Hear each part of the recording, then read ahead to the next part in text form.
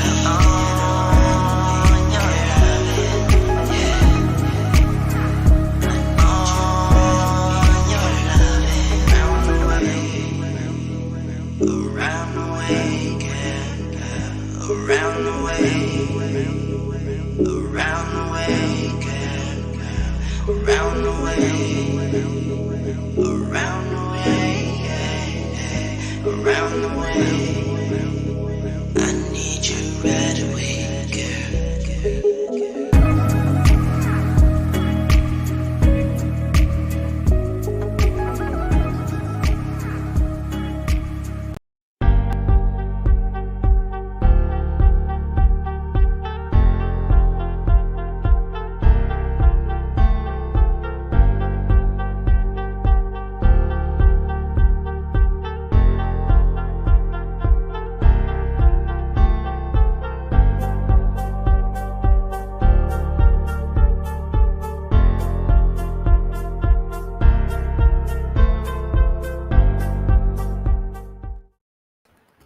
What's going on? Welcome back to another Media Man Live. I am excited to be here. You guys let me know if the sound is good. Mic check 1 2 1 2. What is this? You know what I'm saying? We back in the building. I appreciate y'all's support. I'm happy to be here. We have a great show for you guys.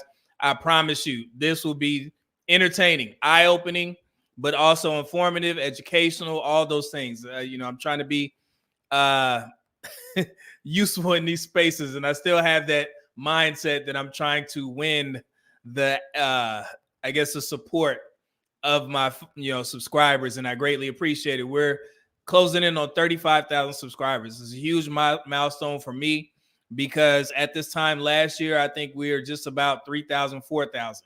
So, and that's all because of you guys sharing the content, and I greatly appreciate it.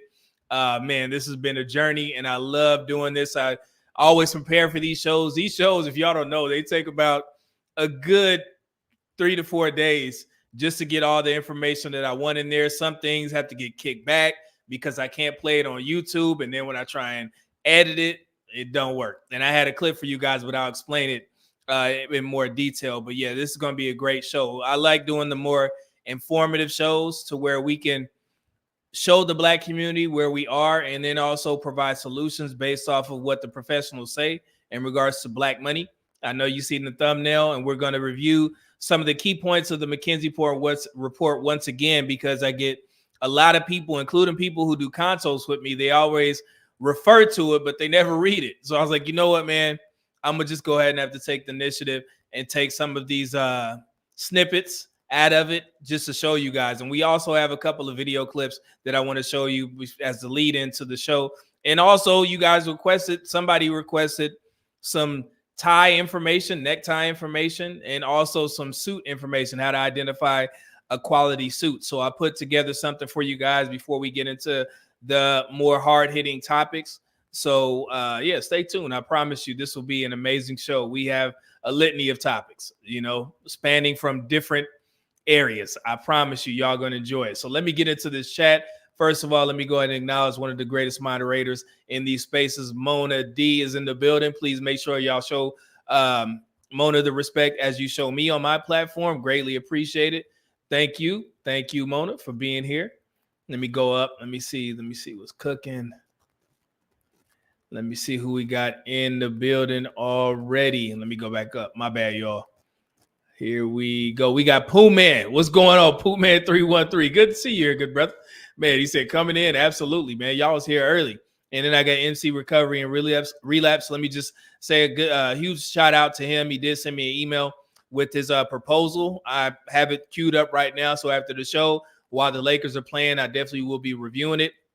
If you guys send me emails, I promise you, I'm trying to get to them as soon as possible. But the funny thing is I did mention that I needed an editor. And let me go ahead and read. Hold on. I emailed you the proposal, wrote, and data report of Black men and boys I did in LA. Yeah, I got it. And so basically, I put out my need for an editor, a full-time editor. And I've been receiving a lot of applications. So definitely, if you guys are watching, I am reviewing them as fast as I can. I was hoping that the LinkedIn little job description would be finished, but I'm still working on it. So hopefully by the end of tomorrow, I have the LinkedIn report up. And then also I'm going to put out some canned emails because we got a lot of them, and I greatly appreciate it, you guys.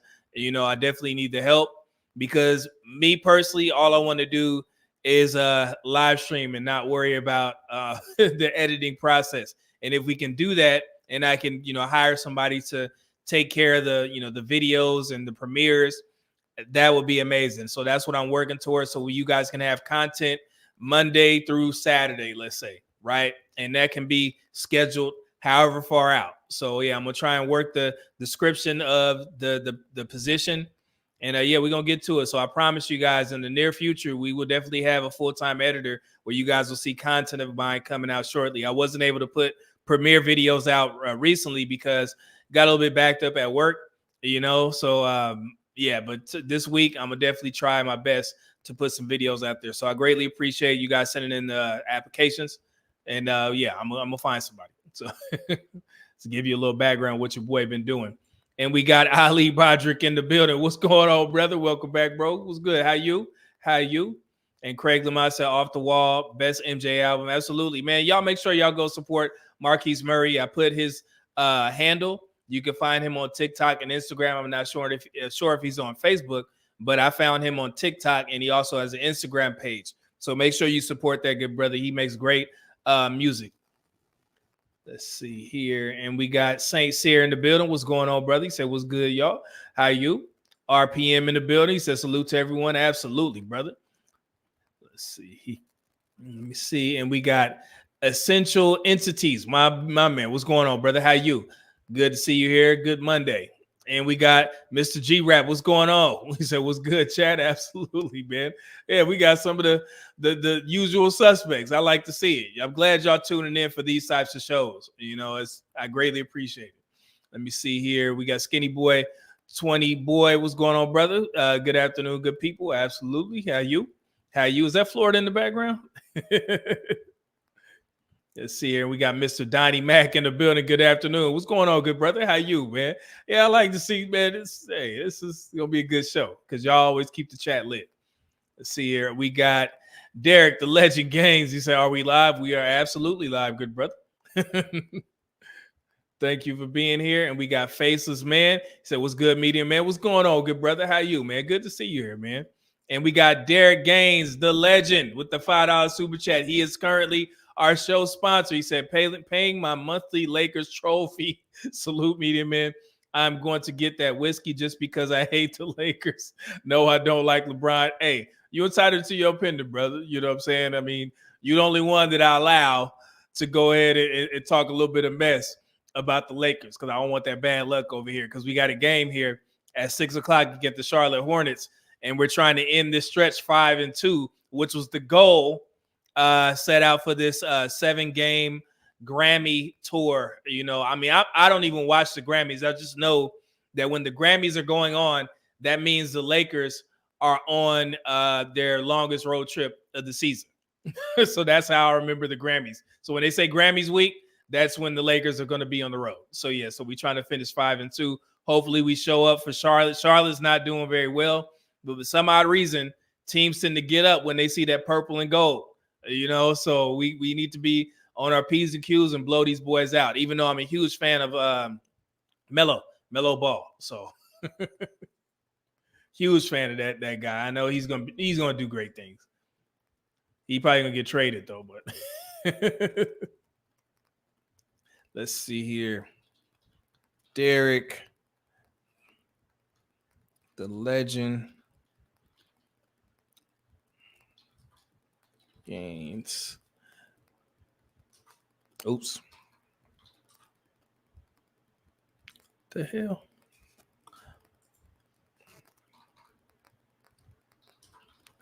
There we go. And bing.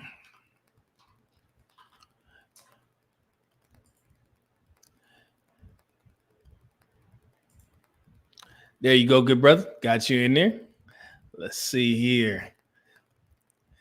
And we got, let's see here. See, like, sorry, Eminem, we just like different teams. Oh, you good, brother. You good. You good. I know how it is. But when it come playoff time, hey, we can't have that, man. I can't do the bad luck. You know what I'm saying? Because we gonna definitely make the playoffs. But you are tonight's show sponsor, or today's show sponsor. So yeah, we're gonna definitely get to it. Good, man. We got 71 people in the building.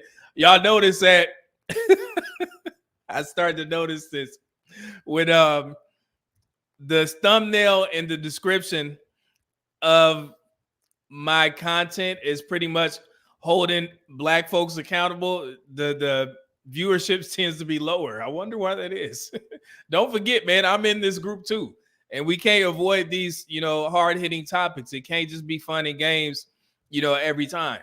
If we're going to consider ourselves a solution-based platform, we have to acknowledge certain issues in the Black community, even though some people say that they left the Black community. Your skin is Black.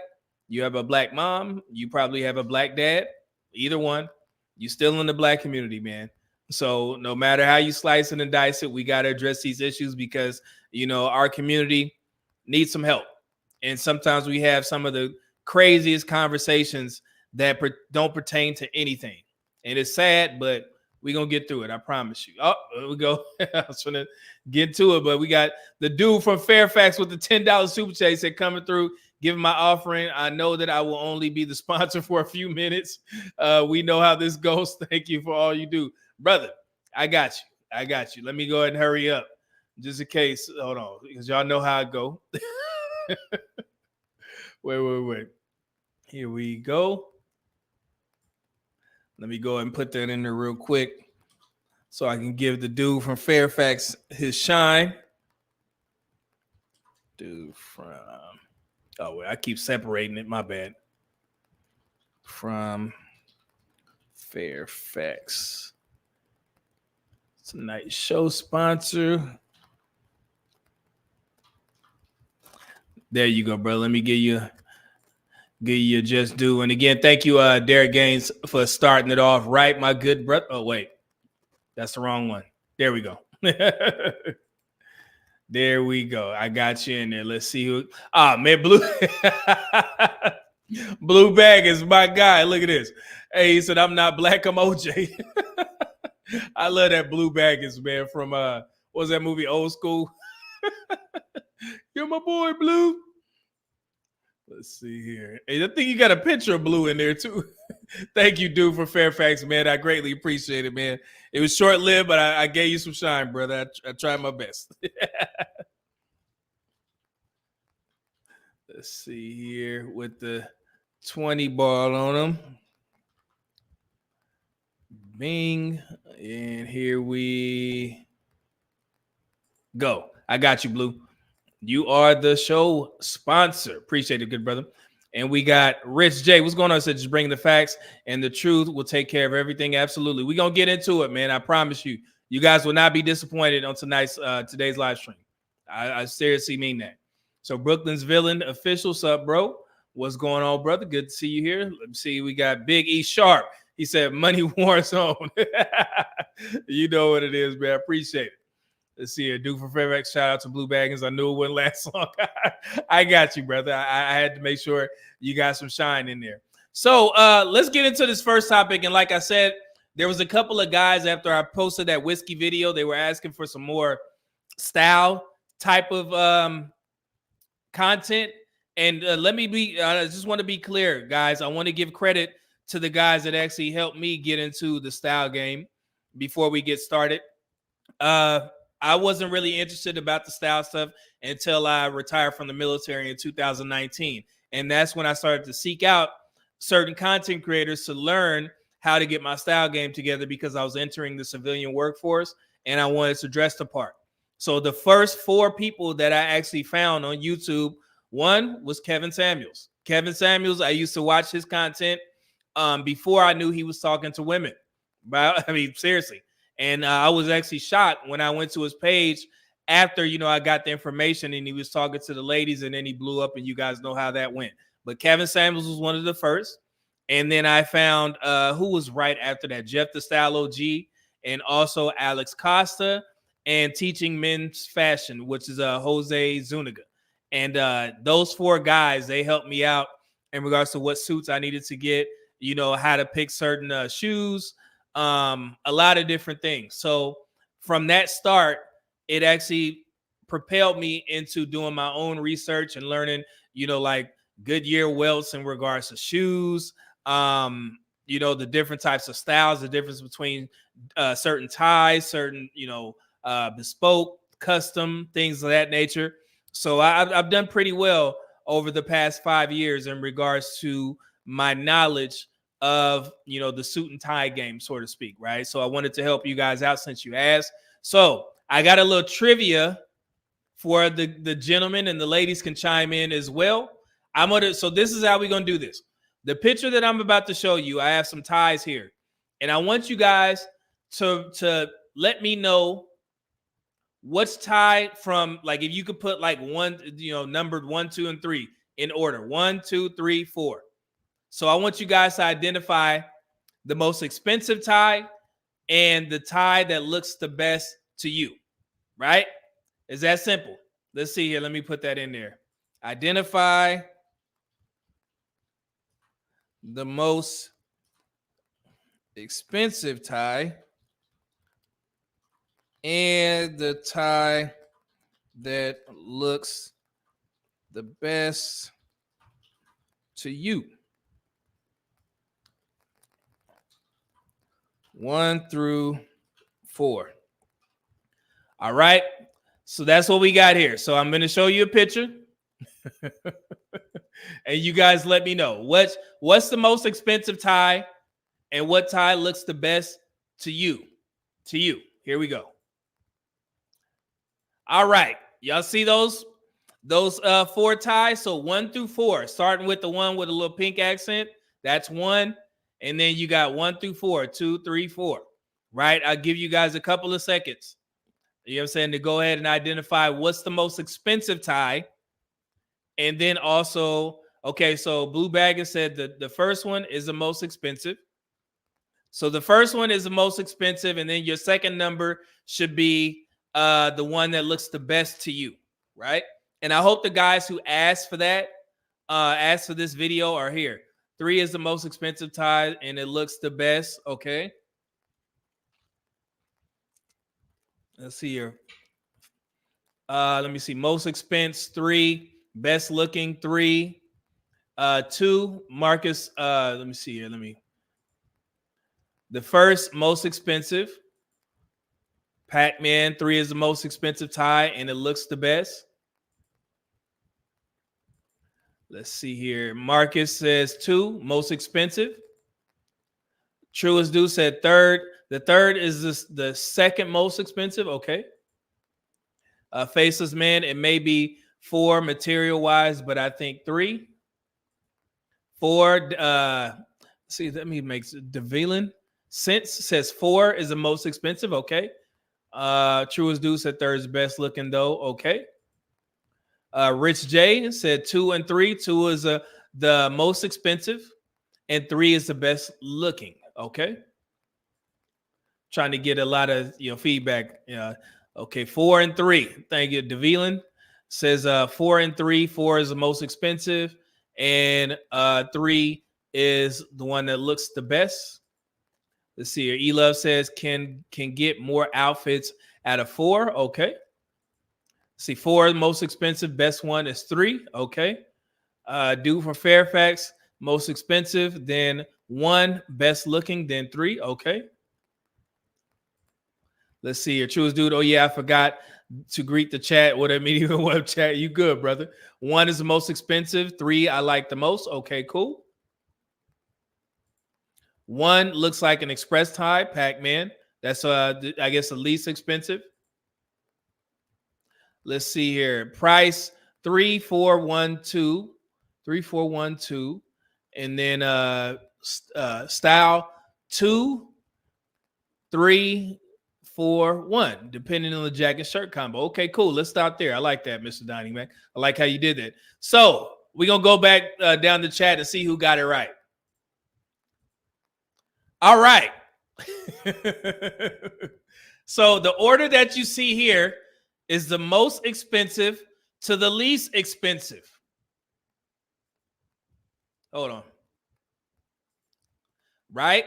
So the blue tie, if anybody said number 3, which was the Hermes tie, that tie that you guys are looking at, that is a $280 tie.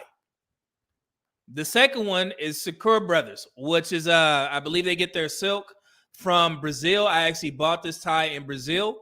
This one was $220. This JF is a J Farah. I actually got this one from JCPenney's. Yeah, JCPenney's. This tie was about $30, right? And the number 4 is the least expensive. I actually got this off Amazon. This tie costs a whopping $15 to $19, right? So let's go back up and see who got it. Let's see here. Let me see. I like somebody said 3rd is the best looking though. Let me see if who got 3. Okay, there we go. Pac-Man 3 is the most expensive tie, and it looks the best. Okay, my man. Let's see here. Who else we got in here? Who else got it right? Faceless Man 3. Look at that. Jamal Obama said 3, the most expensive. You got it, brother. Truest dude. Third. Okay. Y'all know y'all ties. I like this. Let's see here. Let's see. 4, most expensive. Close. 4 is the best one. Or 3 is the best one. Let's see here. Truest dude said, damn, I got to step my knowledge game up. Somebody said, I guess I have poor taste. Nah, man. But the reason why King Beats, the reason why I did this is to show you guys that it's not all about how expensive a tie is. Whatever you like, you like. The 4 ties I own. Those are my ties, right? So even though my range may, from an Hermes tie, and typically Hermes ties, it only, means something when people are used to wearing them, right? So if you're in a business setting, typically people who wear Hermes ties, they, can spot a Hermes tie unless I'm saying, and, you're going to check them out or whatever. But all in all, man, it just depends on what you like and what fits your style persona. All of these ties I've worn on live stream, right? But I've never had anybody go on live stream or while I was on the live stream and be like, oh man, that's a cheap ass tie. Have y'all ever heard anybody say that about any of the ties that I wear? No, right? So because I'm not a guy that's gonna sit there and discriminate just because the tie is not, expensive and be like, no. So for the Hermes tie, I actually wore this during my whiskey video. So this, and you couldn't tell the difference. There was nobody in the comment section that was like, oh man, that's an Hermes tie. No, nobody said anything about the Shakur Brothers tie that I've worn multiple times on live stream. But the funny thing, the most compliments that I get for my ties is actually on this black and white. If you guys don't remember, somebody actually asked that on live stream. It's like, man, what kind of tie is that? And I told them that I got it from JC Penney's, right? Yeah, believe it or not, right? You know what I'm saying? So I guess that makes me a dusty that I buy JC Penney's ties, but I don't care about the price. If I can get a good deal, I'm good to go, man. So I just wanted to make sure that you guys understand how this, style game works. And there are some reasons, because the Shakur Brothers and the Hermes ties, they are 100% silk. If you guys don't know, Hermes, they actually get their silk from Brazil, right? So yeah, and a lot of people don't know that, and I know they have the office in France, but they get their silk from Brazil. And that's where Shakur Brothers, I believe they get their silk from as well. I bought that tie from Brazil once again. And also when you look into the intricate details of each specific tie, you'll start to see the difference in quality. For example, the Hermes tie, it has actual stitching instead of a printed label on it. And that's because these ties, Hermes ties, can be used for resale. So when you resell them, you don't want to, people want to make sure it's not a knockoff. So you need that actual hand stitching that goes into the labeling of the Hermes tie. And it also has, a little bit of more sturdy, more spongy stitching in between. And I wish I could show you guys, but I'll go a little bit more in depth a little bit later. But yeah, there are some differences in regards to how the tie is made. But ties don't, it's no such thing as really a wear and tear tie unless you work, let's say, as a security guard, right? And you have to wear like maybe a tie, a navy tie, and you're going to be wearing that same tie over and over again. You shouldn't do that.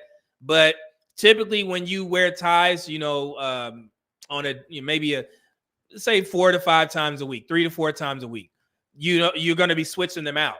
So you're not going to be wearing them out like that. So that's why sometimes it may be okay to buy a less expensive tie, because it's not going to fray if you're not wearing it every day. Because that's what happens when you buy, sometimes you buy cheap ties and you wear them consistently, then yes, they will fray. So just wanted to give you guys a little bit of tips. So I just wanted to help you out as much as possible on the tie game. But yes, those are my ties. They go from most expensive right there to the least expensive. But I seen some folks was like, hey man, the one on the number 4, which is the least expensive, was the best looking, and that's okay. All right.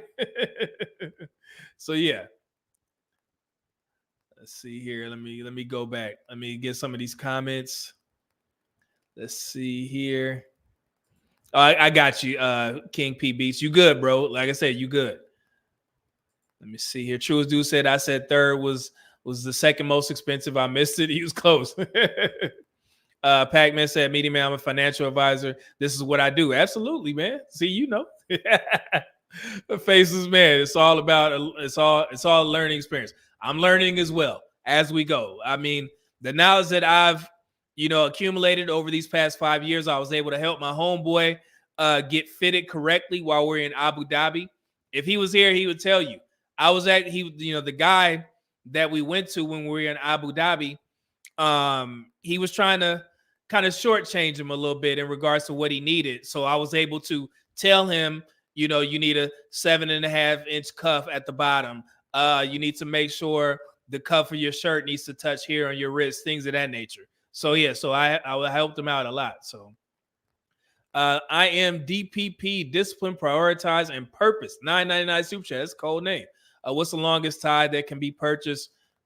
The longest tie can be purchased and from where? That's a very unique question. But when you go to, let's say if you go to Men's Warehouse, this tie that I'm wearing right here is from Men's Warehouse. If you're a taller guy, they have ties specifically for tall men, and it'll be labeled.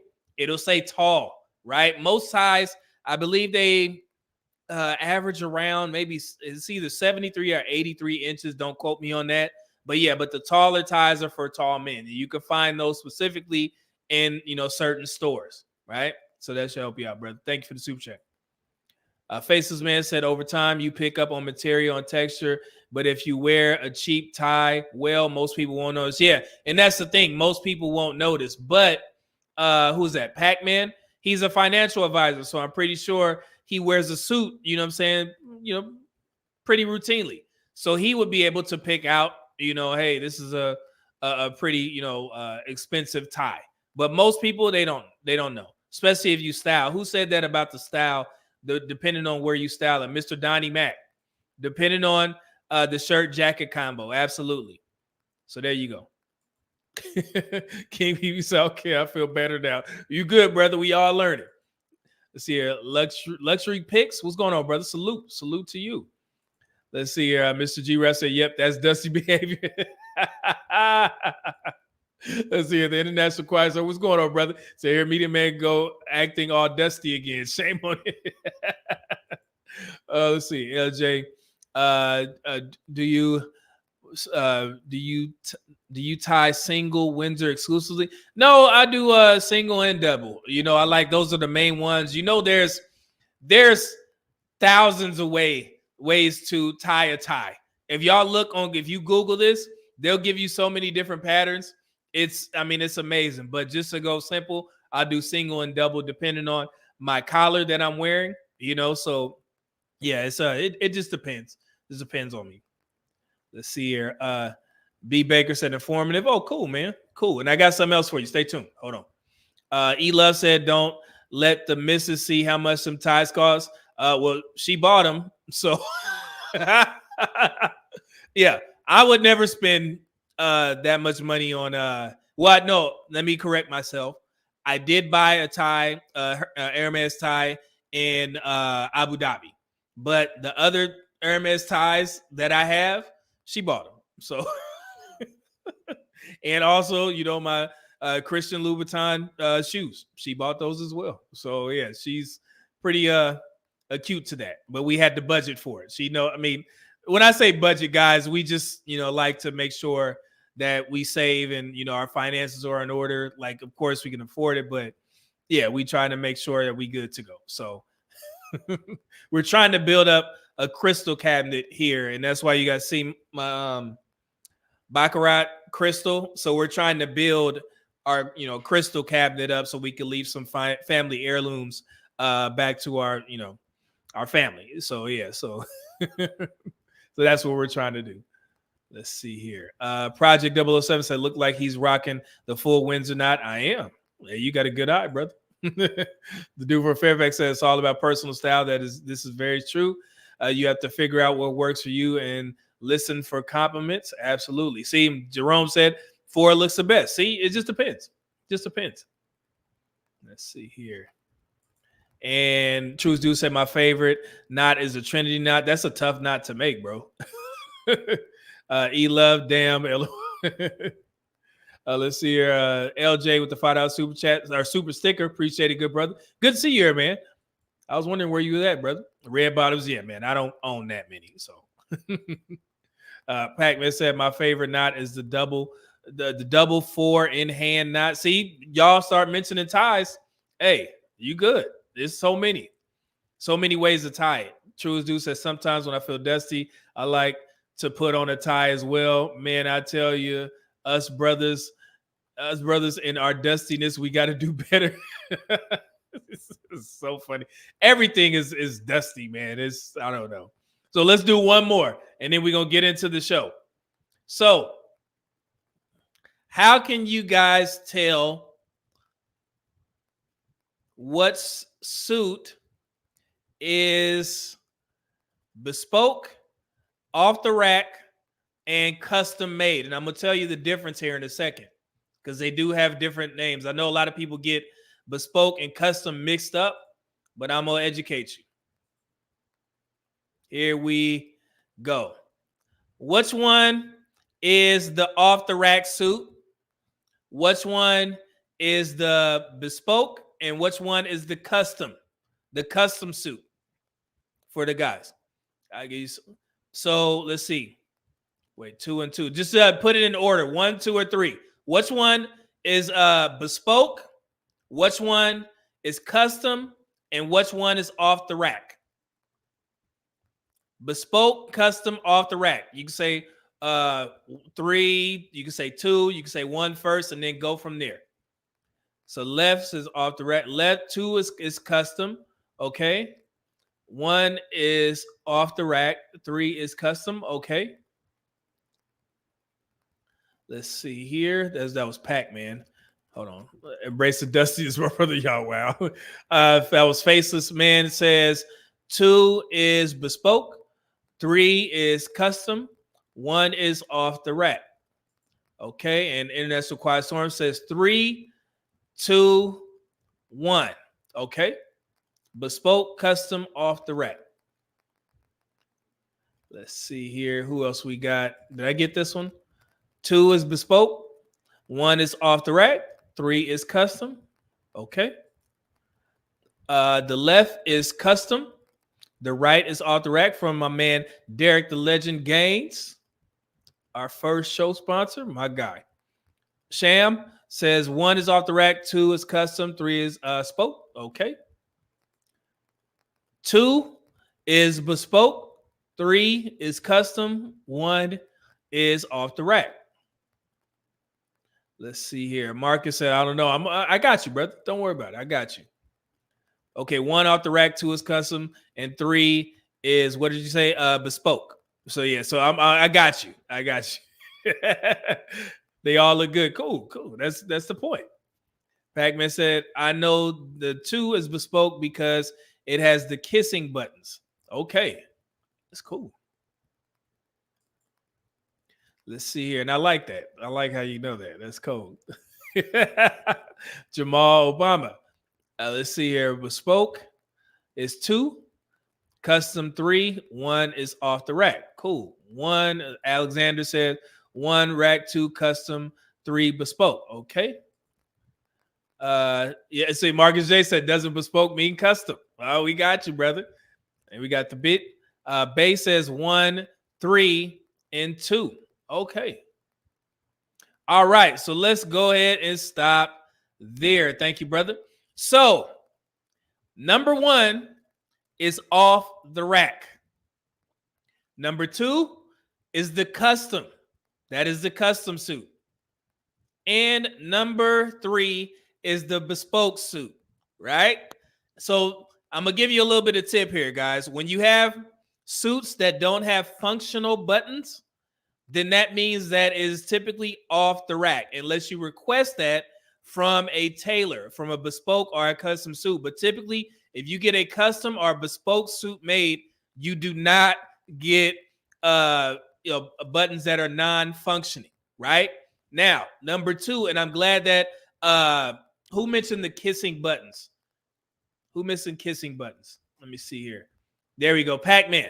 He mentioned kissing buttons, and it just basically means that you see the buttons touching, which is actually a sign of a quality suit. And it also has functioning buttons. You guys know where I got that from? This suit in the middle? I got this suit from Suit Supply. This is a custom Suit Supply suit, and it has porcelain buttons, which is also a sign of a good suit, believe it or not. It has a different sound to it when you run your nail past them. Now, the bespoke suit that you guys see over here, those buttons are actually metal. I requested those for a particular reason, right? You could do that when you get your suit made bespoke, right? So those are metal buttons, right? Let's see here. Now, I'm going to explain the difference between custom, off the rack, and bespoke. So basically, off the rack is pretty much simple. You guys know. So that first suit, these are all my suits, mind you. This first suit on the left, I actually bought this before I knew anything about suits. I bought that for like one of my first days at work as a civilian. So I went to Macy's, right? Went to Macy's, and I found a suit that was oversized, because I'm a pretty big guy. My arms tend to be crazy in off the rack suits, so they don't fit. So I had to get like, maybe, I think that suit was a 52. Yeah, that was a 52 size suit. I wear between a 46 and a 47, chest wise. So I had to get a larger suit so it could fit my arms, and then I went and got it tailored, right? So that is actually an off the rack suit from Macy's. Now, that middle suit, that is from Suit Supply. That is a custom suit. So the difference between a bespoke suit and a custom suit is that a custom suit is made from it's already like pre-cut. It's pre-cut material, pre-cut fabric, right? So they have, like, let's say the back of a suit, they have the front of the suit, they have the sleeves, everything is already pre-cut. So basically what they do is they get your measurements and they just cut around all those pieces that are already made, and then they combine them and they make a suit that's fitted to you. That is typically a custom suit. Now, a bespoke suit is made from one piece of fabric. And if you guys don't know what I'm talking about, here we go. This is what a bespoke suit looks when you first buy it. You go to a tailor and you pick out the actual fabric that you want. So it comes from the same cloth. Nothing is pieced together. There's no, gluing and things of that nature. Typically what you see in off the rack suits and sometimes custom suits as well. See that? So this is what bespoke suits look like. And that suit in particular that you guys see, that is the cut. That's what it actually looks like. And you can actually see how fine and how well that fabric looks up close. See that? There you go. Y'all see that? So that's where my suit came from. So now you guys understand the difference. Let me, I say it once again. So off the rack means you just go into a store like Macy's or JCPenney's, you grab something. Typically, you can go to Zara, you can go to H&M. And sometimes, like I said, the fit is the most important thing. If you don't have time, if you have to go to an event and you don't have a suit and you need a suit, you can go grab one off the rack and then you can take it to a tailor, because fit is always king. Because remember, like I said, sometimes I'll be on live streams and I'll put out a workout video. And, guys will say, I didn't know he was that big. And I remember at Mahogany, she mentioned, she's like, well, that's because your clothes are fitted. Exactly. Right. So, yeah. So, the fit is always going to be king. But, and If you don't have enough money to get bespoke suits or a custom suit, and you can just start to try and, get your suit game up and you can only afford it off the rack, go ahead and grab it. It will be cheaper, but spend the extra ducats to get it fitted to your liking. Because I'm telling you, the people won't notice, unless you have an eye for suits. Then, you'll be good to go. But the fit will always be king, right? So yeah, so now all my suits, I either get them from Suit Supply or I get them custom made. Your tailor will take your measurements. My tailor is in Abu Dhabi, right? So my measurements pretty much stay the same, and I get my suits made. I'm actually having a suit made now. My brother is going up to our tailor, and he's gonna let him know, hey, this is the type of suit that I want. He's gonna go to his book. He's gonna get medium men's measurements, and he's going to make a suit to my liking with all the specifics that I asked him for. Now, when the suits come from overseas and I need to do anything because I have lost a little bit of weight in my waist area, so if I need to get them taken in, I have a tailor, an alteration shop that I frequently go to, and they'll make sure I'm good to go. So yeah, so I just want to leave you guys with that little bit of information. Fit is king for one. Off the rack, Macy's, JCPenney's, Zara, H&M, Custom, Indochino's.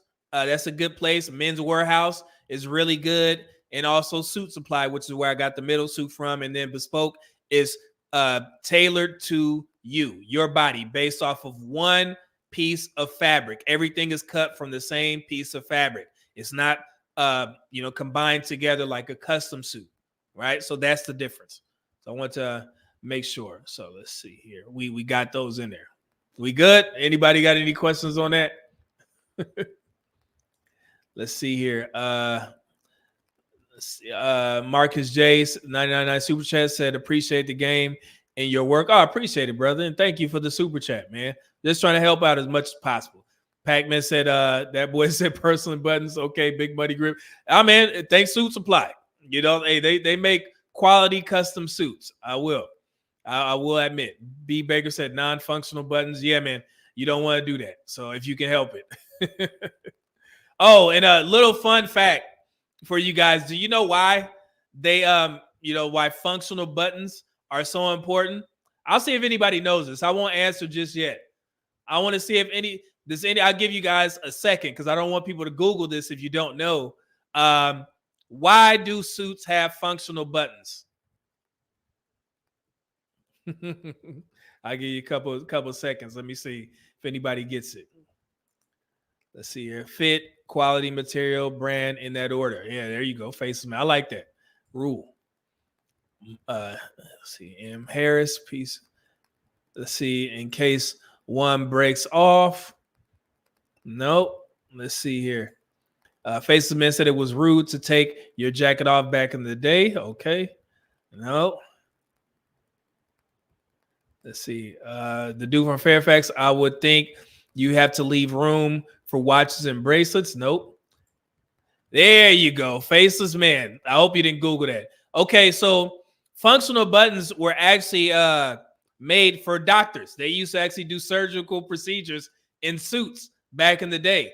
So in order to roll their sleeves up, they used to, have functional buttons where they would unbutton and they would roll their sleeves up to actually do the surgical procedures, right? I know that sounds crazy, but that's what, the reason for the functional buttons were. And also they used to call it a soldier's cuff as well, for military. But for the most part, people recognize functional buttons as surgeon's cuffs, right? So they used to roll them up and do the surgical procedures, basically for doctors, right? And the reason, and also, you never want to button all of your functional buttons up. It's another fun fact. This is a sign of a great suit because if somebody has an eye for, a man wearing suits and they see that you have all of your buttons buttoned up, then they're just going to assume that you have non-functional buttons and they're going to think that it's a cheaper suit. So that's why you always leave that bottom button open. So when people look at your suit, they can say, oh, well, hey, that's a nice suit. He has functional buttons. And that may be something that you requested. Who knows? But it's just something that people who know about suits, it'll catch their eye, and they'll say, yeah, that's a good suit because he has functional buttons. And there's other intricate details or whatever. I have some embroidery and some stitching in all of my suit, basically to commemorate my daughter. So every suit that I have, it has, either some initials of my child or my daughter's name, right? And also the stitching. The stitching is much better in higher end suits. It's a little bit more flexible, more breathable. If you guys notice, every time, when I was wearing that suit in the whiskey video, you rarely saw my chest, the suit front, move up. And that's a sign of a good suit as well. You should be able to do everything that you need to do in a good quality suit. And that's what separates it from a cheap suit. Because in a cheap suit, if you reach up, then everything is going up. You're going to have your suit collar is going to be up to your ears. You guys ever seen that? You guys ever seen when somebody is in a suit and they move and everything goes up, right? It's like, so yeah, that's how you could, tend to, notice or whatever. And also, it doesn't have any binding liquids. Like I said, glue. They use other things as well, but yeah, that's what comes with the cheaper suits. They have to glue everything together. So, but like I said, if you're in a hurry and you need to buy off the rack, just make sure you get it tailored, right? Let's see here. Jay Renard, my man, with the $4.99 super chat, said a $40 shirt that you spent $15 to be tailored properly will fit you better than a $300 shirt that you bought from a boutique, and that is absolutely true. Off the rack, you're right. That fit is king, man. I promise you, y'all. Peace, Fairfax. What's going on, Mark? So Derek again said, "Wow, I didn't know that." Yeah, man. Yep. Truest dude. I'm pretty sure he's talking about the surgeon's cuffs. Let's see here. Blue Sox says surgery in a suit. Yeah, man. It's a guy on TikTok that I want you guys to follow. Hold on, let me give you his name.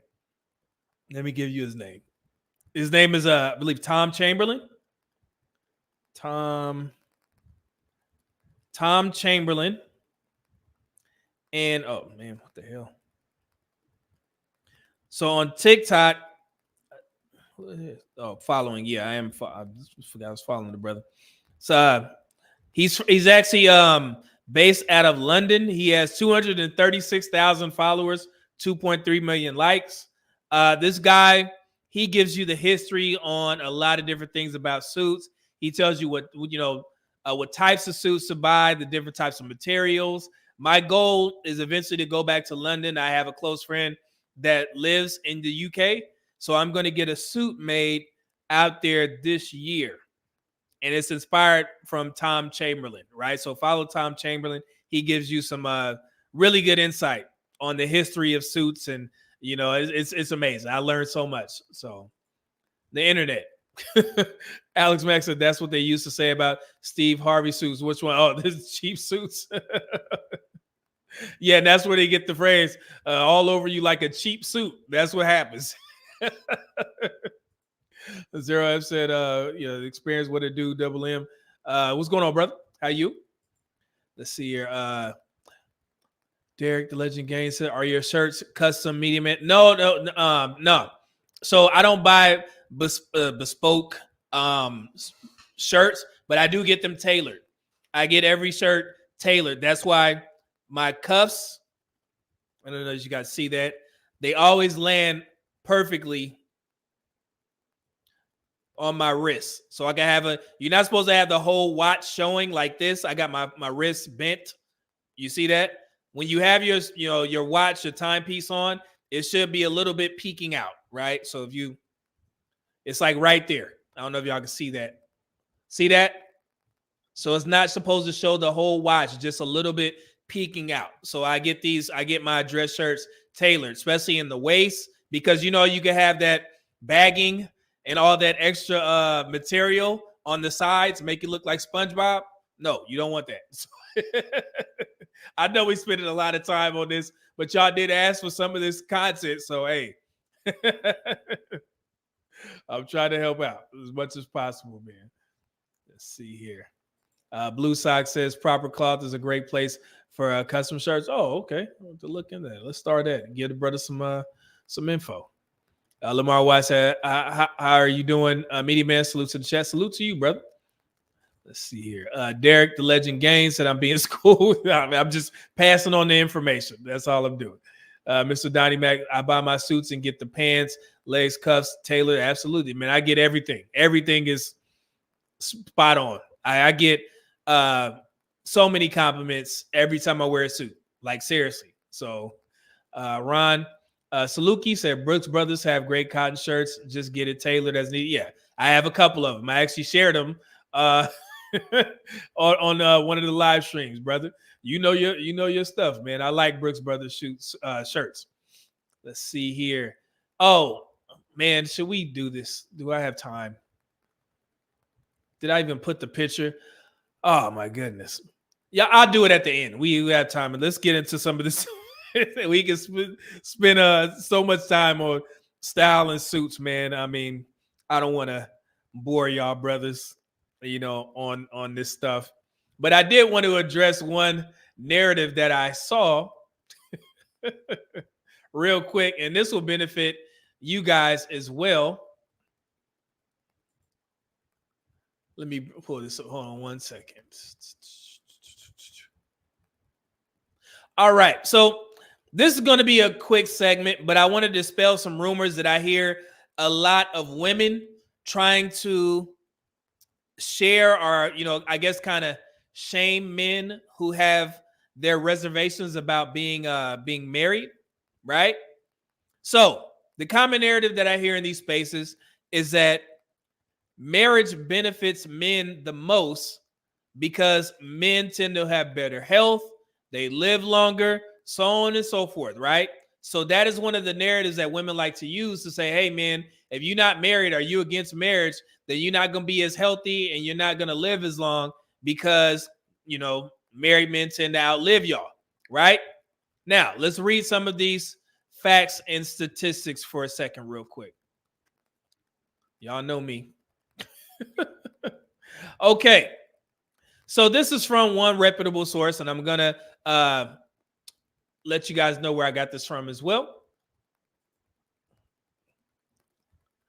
All right. So real quick, before I read this off, I got you guys. Hold on. Let me bring this up. I had everything on here because I know it's always somebody. Where'd you find that? Where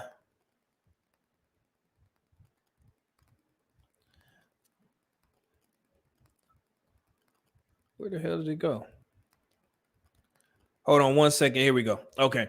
So let me give you guys, the information so we can move forward.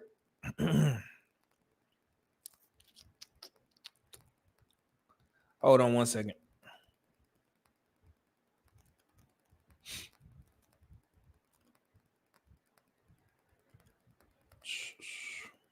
Jesus. I thought this stuff was... Hold on. Give me 1 second. How y'all doing in the chat? I'm leaving that up for a reason. So,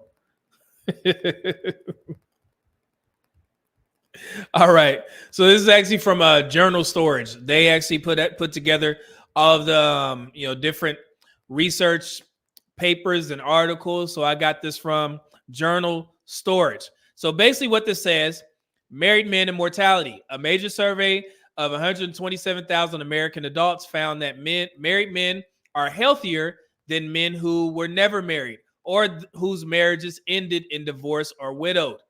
Men who have marital partners also live longer than men without spouses. Men who marry after the age 25 get more protection than those who tie the knot at a younger age. Let me go up. And also says, and the longer a man stays married, the greater his survival advantage over his unmarried peers. But is marriage itself responsible for better health and longer life? Let's continue. Now, and this is just an overview of the paper. I'm going to listen to what I'm saying here, guys. Abstract. In this paper, I use the fundamental cause perspective and intersectionality theory to conceptualize the relationship between marriage and health. Let's see here. Stop there. Using the 2003, remember 2003 National Health Interview Survey, I found that among white Americans, the married are less depressed than the non-married. But this association diminishes as household income increases. Among black men and affluent black women, the married are more depressed than the non-married with the non-married people, right? Marriage is associated with better physical health among low-income white Americans, but not among black Americans. The results call into question the generalizability of the marriage health relationship and underscore how the intersecting systems of socioeconomic status, gender, and race influence the relationship between experience and health. Now, you guys just heard what I said. This is from 2003. However, the studies show that marriage did not benefit black men and black women. Since they're using it against black men, we'll just say it does not benefit black men like it does for white men, right? And there's multiple reasons for that. And I'm going to go to it here in a second. But 2003, because on my page, I'm always getting fact checked. That's an old source. I did this for a reason because I wanted you guys to see the window. 2003 to 2019.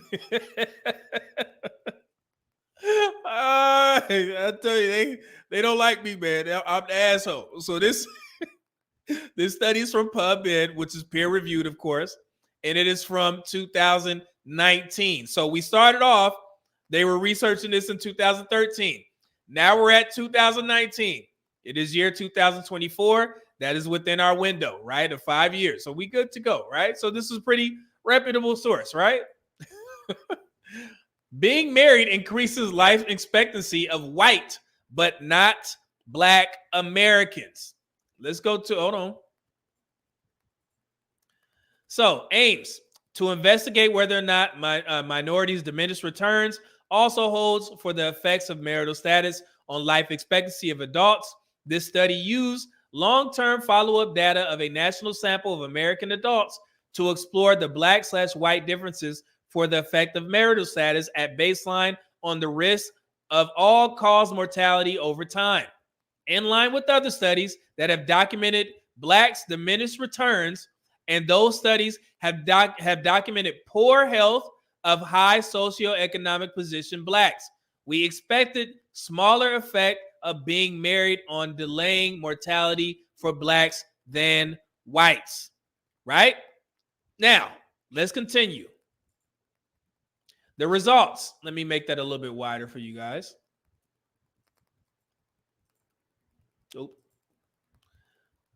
Okay. In the overall sample, individuals who were married at baseline had a lower risk of mortality during the 25 years of follow-up. They did a research study for 25 years. Race altered the effect of marital status on life expectancy, indicating smaller protective effects for blacks relative to whites. Race-specific Cox regression models show an association between marital status and life expectancy for white but not black Americans. Let's go to the conclusion. In line with the MDR's theory, the health gain that follows marital status and diminished for black Americans compared to white Americans. Only equalizing socioeconomic position across racial groups may not be adequate for eliminating racial/ethnic health inequalities. Policies should go beyond socioeconomic position and reduce societal and structural barriers that disproportionately hinder blacks from translating their socioeconomic position indicators to desirable health outcomes. So that's basically what they're asking in regards to solutions so we can improve our socioeconomic position. This is in line with what we're talking about today. So that's the reason why I brought this up. And we're not done. I want to show you guys some more information as well. I think I got it. Oh man, I think I left it. But we're gonna let's look at the website. Hold on one second, guys. I want to bring the website up so you guys can see this. So, and before we get into the website, let me just say this. I didn't put this information out there to scare black men from getting married. Absolutely not. But what I don't like is people shaming, in particular women, black women, shaming black men for not being married or not wanting to get married. So that is one of the main reasons why I put this information out there, because women are trying to use this as a way to combat men who is saying that, hey, I just don't want to get married. Again, this platform is not to encourage you or discourage you from doing what the hell you want to do, right? But I don't like to see people shaming black men for no particular reason, especially when you're wrong and you did not read the statistics. Every woman that I've seen quote this stat, they never give the place where they got it from. They never talked about why, socioeconomic position. None of these things came up. But all they knew is that you guys need to get married because you live longer. You have better health. It does not apply in the black community. And there are reasons for that. And we're going to go over a couple of them in a minute. So the reason, and I'm going to clip this up and you guys can share it.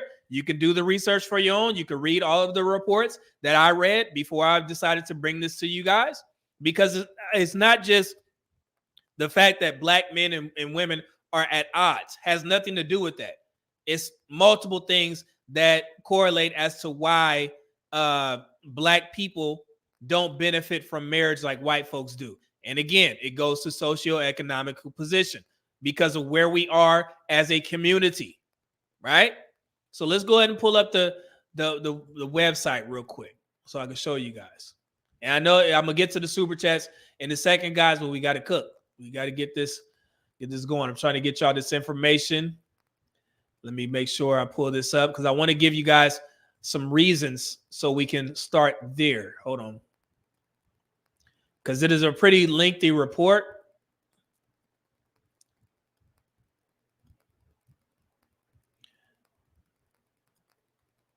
All right.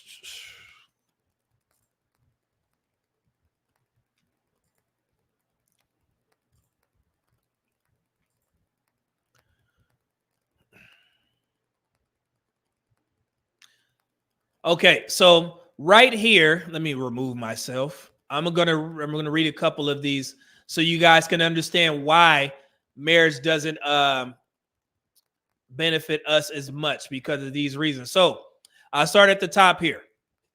There's been a tendency to blame blacks' poor health to their behavior, such as family type. This study questions such attitude by documenting that family type is not the reason why SEP is less protective for black Americans than whites. So right there, basically what they're saying is, depending on your family dynamic or how you were brought up, the reasons why marriage doesn't benefit black men and women is not because of that. If you were born in a single mother household, single father household, raised by your grandparents, raised by two parents, it has no effect. You want to know why? Here we go. Marital status itself generates smaller health effects for whites than blacks. This is illuminating and suggests that lower marriage rate is not a source of disparities for blacks. We argue that family type is not the cause, but a consequence of racial inequalities in the U.S. That's fair. Societal rather than biological mechanisms should be investigated to explain why SEP better promote health of whites than blacks. Society treats blacks worse than whites across socioeconomic position levels. We know this.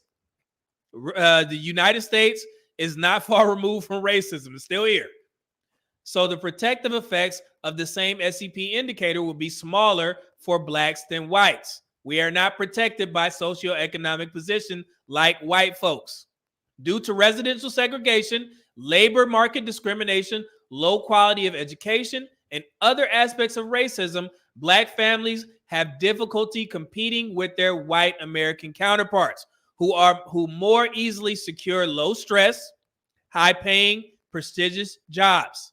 All these societal processes may have a role and need more research. So may and need more research. That's fair. Due to racism and discrimination, as well as unfair treatment by the society, upward social mobility is more costly blacks in comparison to whites. As a result, high socioeconomic position blacks turn to high effort coping to deal with stress.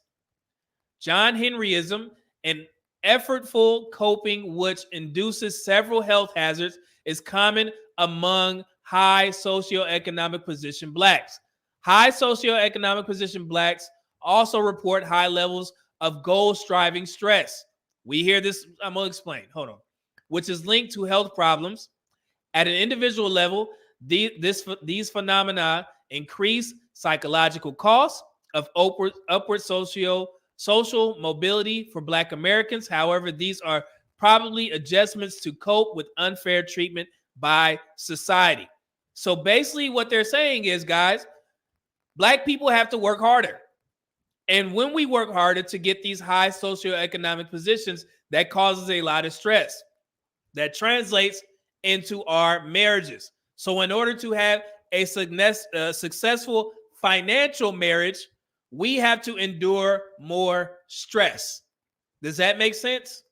Let me know in the chat. Put a 1 in the chat if that makes sense. So it's not as cut and dry as just saying that Black folks don't get along. No, we have a harder time in the United States because of our skin color and all the racial issues that we had to get to these positions. It is not new for me to say that Black people have to work 2 times as harder to get the same as a lower, let's say a lower qualified white man or a white woman. You guys know this. This is not new, right? So I just wanted to be clear. So before we have our Black women go out there and try and shame Black men for not being married, and also some Black men who say, yeah, you're more healthy if you get married as a Black man. It's not true, because we have our own issues to deal with, and we're going to discuss them today. So once again, guys, if you want to get married, please make sure you do your proper vetting process, and make sure you're doing it for the right reasons. That's why on my community post, I was posting little bits and pieces of questions so we can lead up to this conversation, because I wanted to be very clear and when I presented this information to you guys. And once again, everything will be in the description. I will put all references and links in the description, and you guys can read these articles for yourself. But to any Black woman that's trying to shame Black men for not being married, y'all need to stop right now, because marriage does not benefit Black men like it does white men. Okay? All right. It's something new every day, man. And it's funny. I get, and don't get it twisted, guys. I do have let me say this. The 2 trolls that I've had on my content have all been Black men. Yeah. Believe it or not. And if you guys are familiar with my content, let me explain something. When I put out these statistics, I put out one particular population or group, right? I put them out. There'll be somebody that's a detractor. They'll say, well, that doesn't account for the people within that group, or this doesn't account for this population or that population, right? So I have to go back and I have to do another video addressing that particular population or this particular set of people. And then I'll have somebody else say, well, what about this? And I'll have to go back and I'll do another video. So sometimes you guys may see me go over certain reference points like the fertility rates, and it'll be the same info, but it'll be something on a different particular population, or leaving out you are explaining the Black and African American difference. You guys remember when I did these videos? Or when I say, okay, women, in this particular age group, I have to take them and I have to do the information based off that, because somebody is trying to rebut that. If you guys don't know, there was a gay guy on TikTok, and he's still on TikTok spewing wrong information about black men. So every time somebody sends me a video, I'll have to respond. But I'm tired of doing that. And every time there's always trolls that's taking the content. He's reading the stats wrong. He's doing this. I'm like, brother, you haven't been watching my content long enough to understand that I have to respond when people move the goalposts. But I'm not doing that shit anymore. Right? So every time you guys see, well, he's reading the stats wrong. Just understand, I've already addressed everything. So, and that's why I don't respond to these guys. I just block them. Right? So y'all, you be familiar with this channel. Every time there's going to be somebody that says something like that. And I cannot continue to respond every time you guys send me content of somebody saying this or somebody saying that.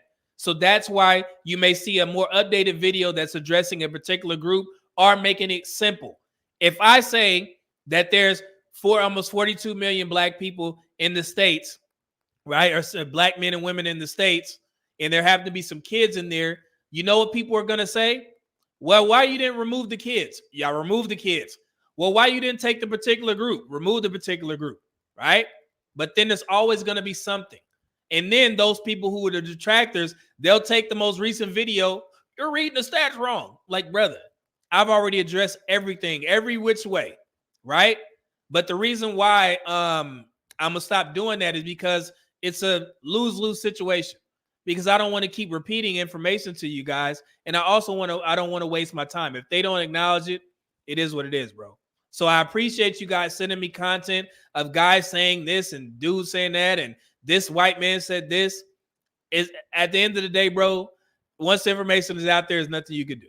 Right. So yeah, so that's the reason why you guys see me addressing certain things. Right. So that's why I don't do beef. I don't know people. I'm safe. Right. I'm at home. Beef is in front of my face where I can smell it, right? If it ain't in my face, I'm good. All right.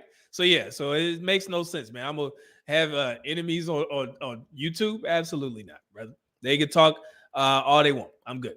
So let me get to some of the comments real quick.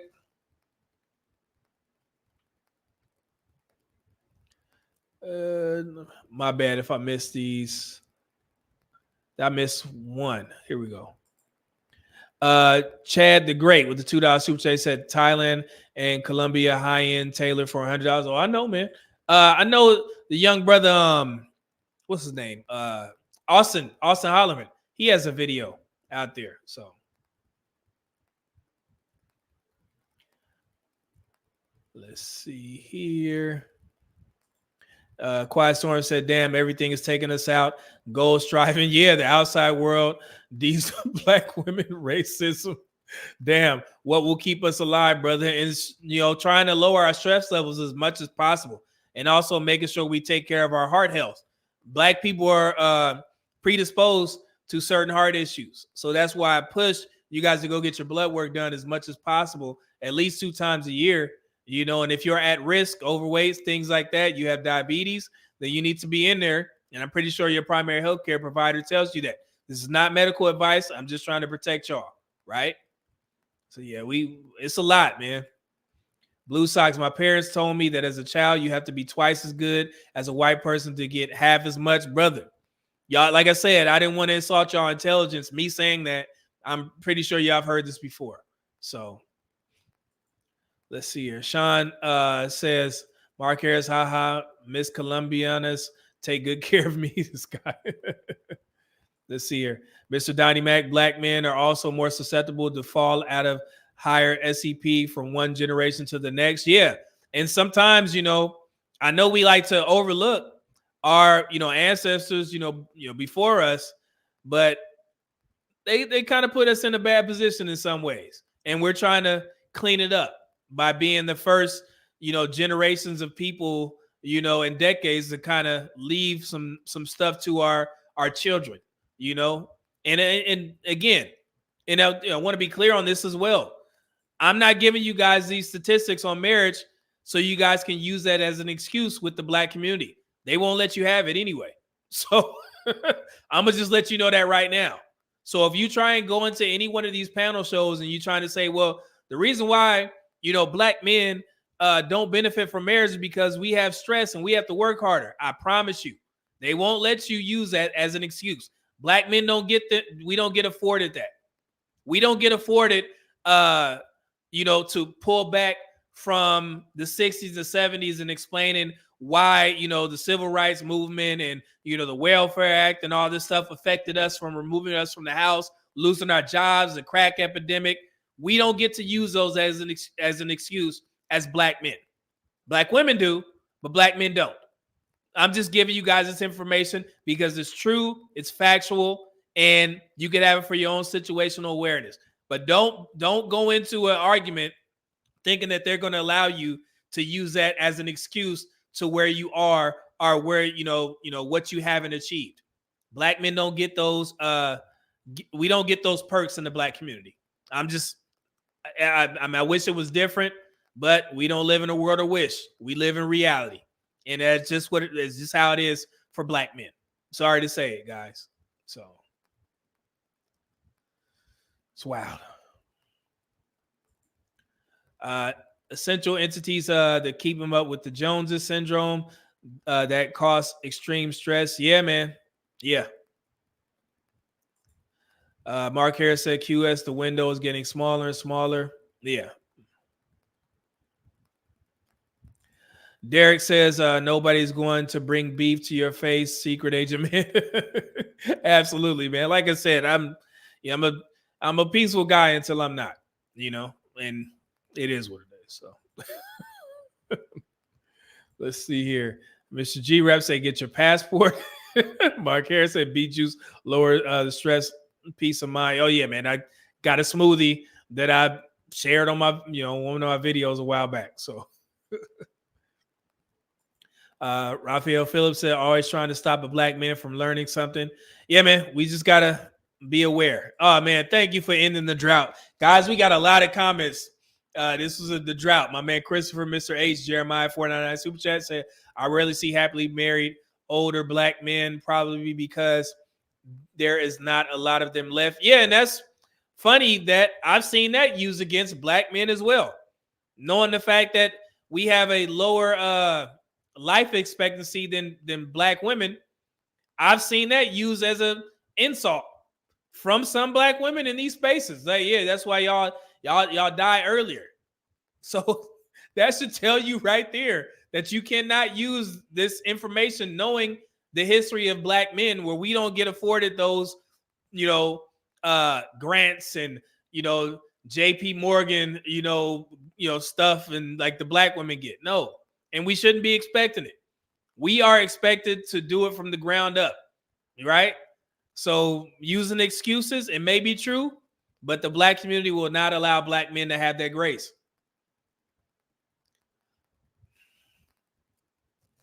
Man, I almost said something. Jesus Christ. All right. Raphael Phillips said to all my black brothers, keep God in your life. He will make a way for us. Absolutely, bro. Thank you for that. Appreciate that, brother.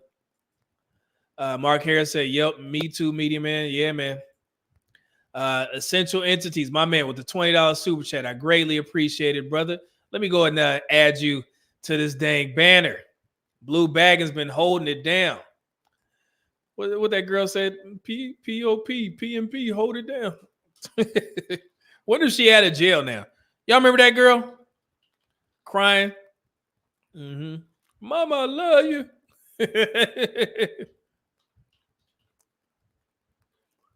Yeah, I wonder if she out of jail. She been in there for a while now. Let's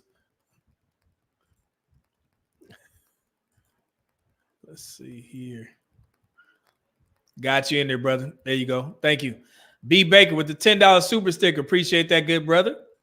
And Blue Sox with the $5 super chat. Thank y'all, man. I appreciate it. Let's see here. Mr. G said beats are also good blood flow for men. Absolutely. I'm glad y'all putting these tips in there.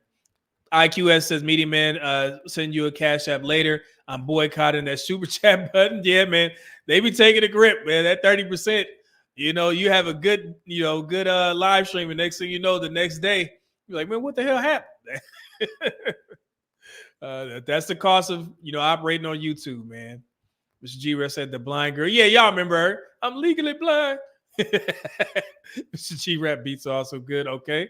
Yeah, y'all know. I'm legally blind. There you go, Iceberg.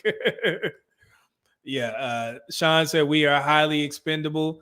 Produce or croak is how we are viewed. And I've been telling you guys that your sole purpose on earth is not simply to provide and die, and that's what the black community tends to push to our black men.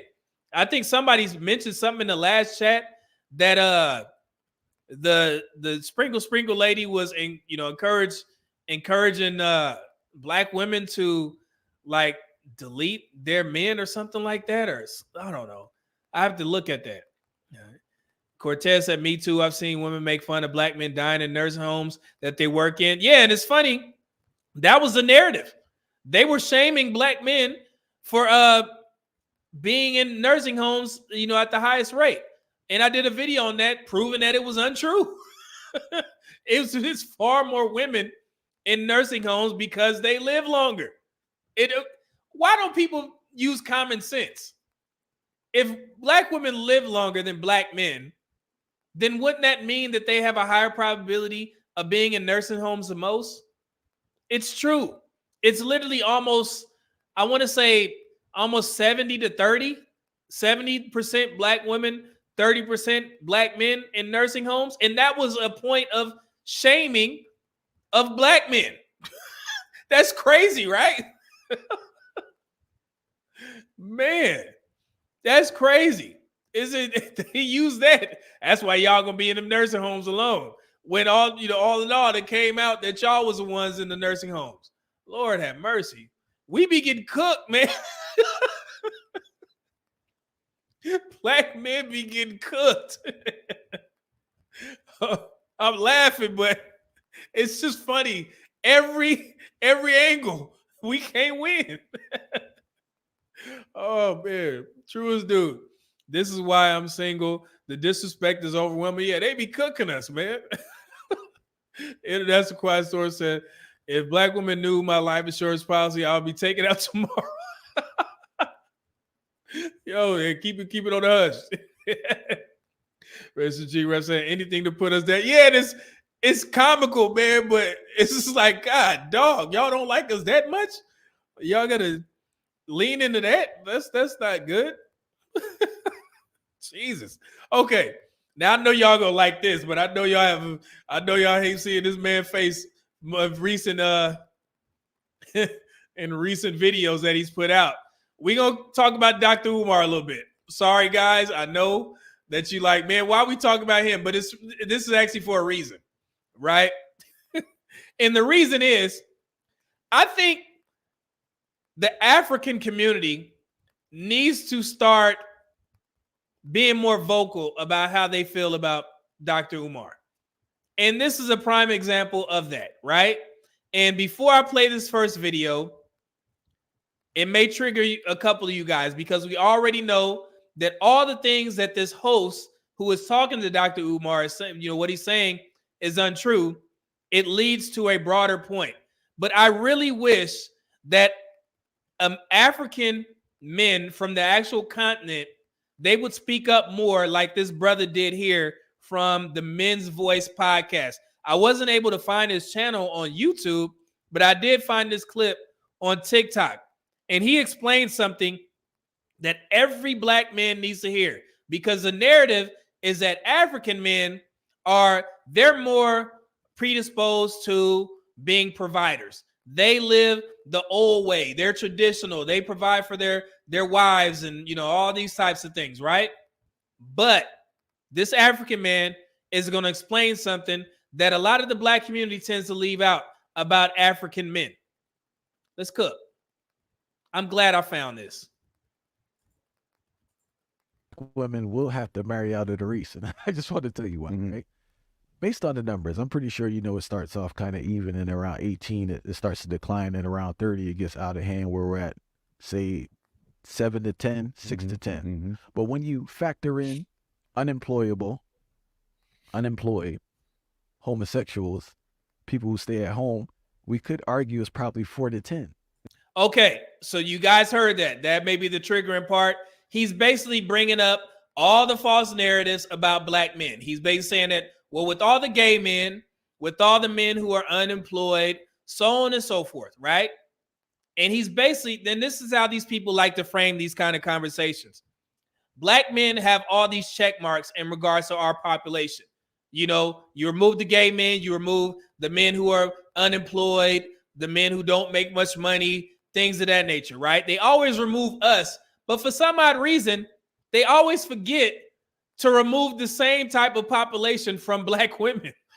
So they make it seem like out of the 48% of single, never married black women, every black woman is marriage material, as opposed to black men, the 52% who are single, never married. We have all these check marks. You remove this. So now you have this 48% of single, never married, marriageable black women, as opposed to the dwindling 52%, which may be what they consider, let's say 25% of black men who are available for black women. That's how they try to frame these conversations, like every black woman is marriage material. They never, and I already did the statistics. We broke it down. We already know what it came out to be, right? In regards to who's more marriageable. Black men came out on top, right? It's always, look, Mark Harris. It's always one-sided. Like they never, black men have all these check marks and, black women out earning, black men.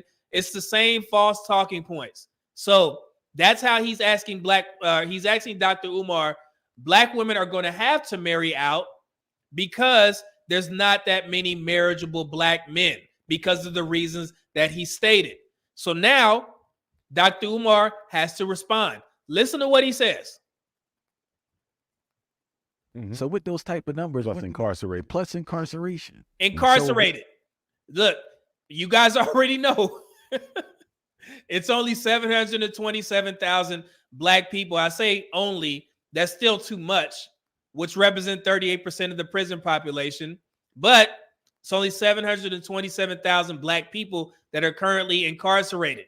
There are 20 million black men in the United States. And that 727,000, that includes black women too, who lead in all the female categories in regards to incarceration as well. Just like black men almost do in regards to sheer numbers, right? So if you look at that and then putting out, plus incarceration, that moves black men down a notch. So let's say it's only 20% of what they think black men are available, as opposed to 48% of all these marriageable black women, right? So, and it's funny, look, I'm glad there's many unemployed women. And if you guys don't know, black men actually ended the 2023 year as being more employed than black women. That's an ever-changing statistic, but I'm just quoting the fact that in the fourth quarter, black men were more employed than black women. But for some odd reason, black men are the only ones that get hit with this ding on our population. And they never mention black women.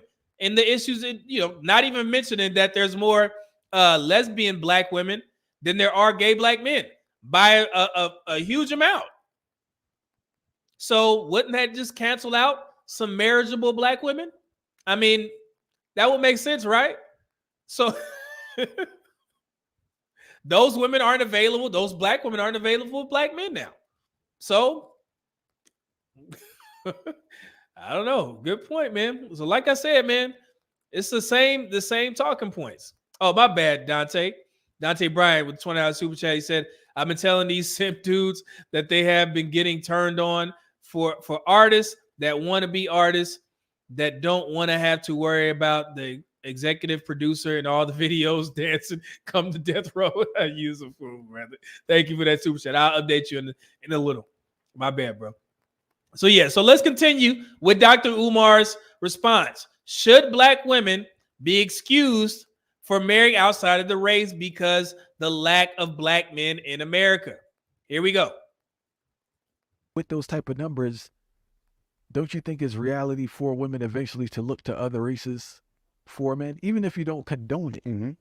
But it just seems like a realistic approach because there's just not enough men. And I want to go against I know you're going to mention polygamy, right? But the only reason with polygamy, due to the income of a lot of black men, I don't know if there'll be enough black men making enough to take care of numerous women. So yeah, so he's saying black men ain't got enough money to support 2 wives or 3 wives, right?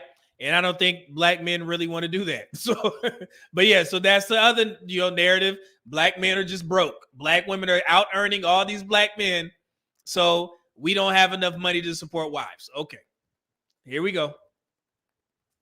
Should redefine polygamy where the women are taking care of the men in some weird way. But I wonder which have. Good question.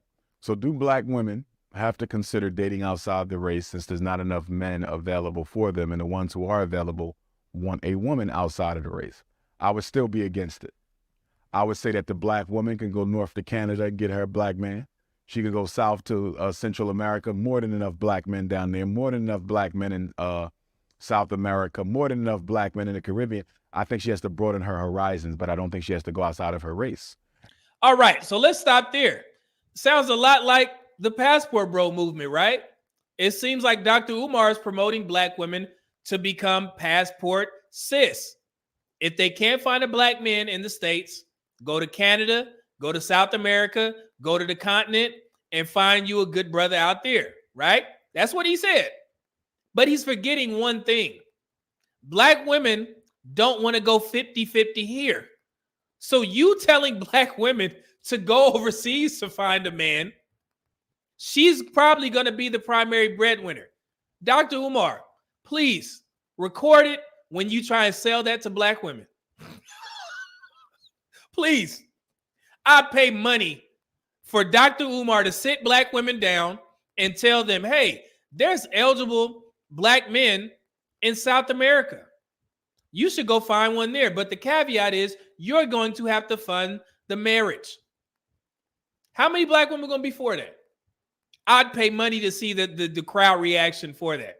Sister, if you can't find a man here, if you can only pay a light bill, Tyler Perry, only pay a light bill, then you need to get you a man overseas. Marry him.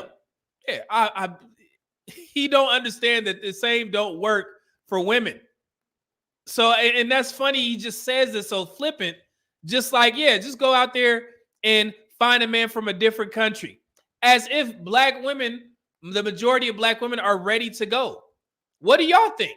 And I want, if black women are in the comment section, out of that 48% of black women who are single, never married, how many of them are marriage material to the point that they can go overseas, make enough money, mind you, and find a husband in a different country? On average, the majority, right? We're not talking about the one-offs, the two-offs, because I know they're going to be people, well, some women I know, my friend found a man in Africa. We get that, sister. We understand that. But yeah, so I just wanted to be clear. Like, brother, you say that, so reckless, like, damn, like they could just do that. Let's continue. And honestly speaking, I think it would be to her advantage to do so. And the reason I say that is because in America, we have had the economic emasculation of the black man, where women have been put in charge of the leadership of the community. And it has been this way for at least 50 years. We have created a culture where it's okay for black men to not be masculine, to not be leaders. So if the black woman is looking for that traditional black masculinity, she will definitely find that in Africa. So that's a key point. He said if they're looking for that traditional level of masculinity, they will find that in Africa. Let's continue. Where black men weren't subject to that white emasculation system. She will find him in South America. She will find him in the Caribbean, because these are communities where black men are raised and taught how to live off the land, how to build a house with your bare hands. Jesus. And this is why I say African men need to speak up. Are African men building houses with their hands? Is anybody African in the chat? Do y'all be out there? You know what I'm saying? I done been to 12 countries in Africa, right? 12, mind you, over a year time span. Are African men literally building houses with their hands like that? This brother right here, man, he good. Let's continue. How to be a provider for your family. They very much still have that original killer instinct, not killer in terms of killing somebody's life, but that do or die for my family mentality that a lot of us in the States don't have.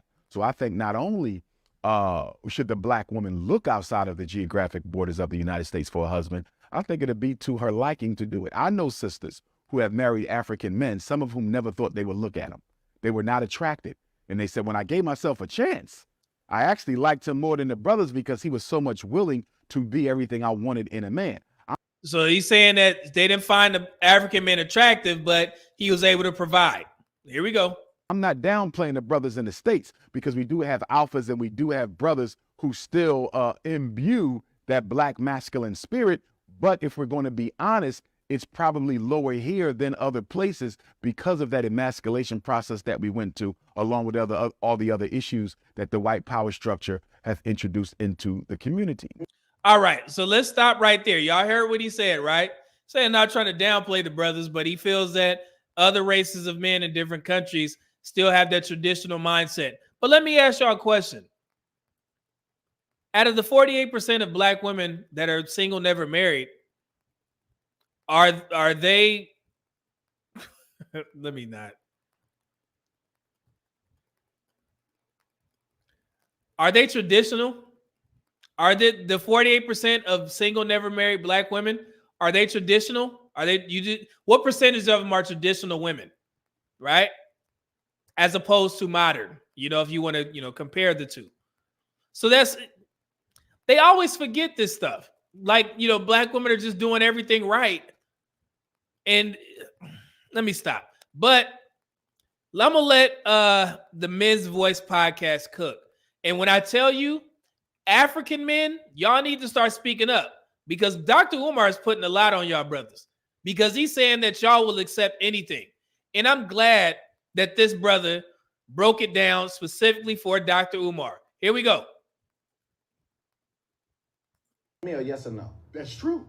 Okay, so again, if you don't have the ability to multitask, when do you expect the black male to be self-preservation? Who said we can't multitask? Everybody can't, Dr. Umar. We can't say everybody can save children. We find time to party. Saving children is different than partying. We find time to go on vacation. That's an excuse.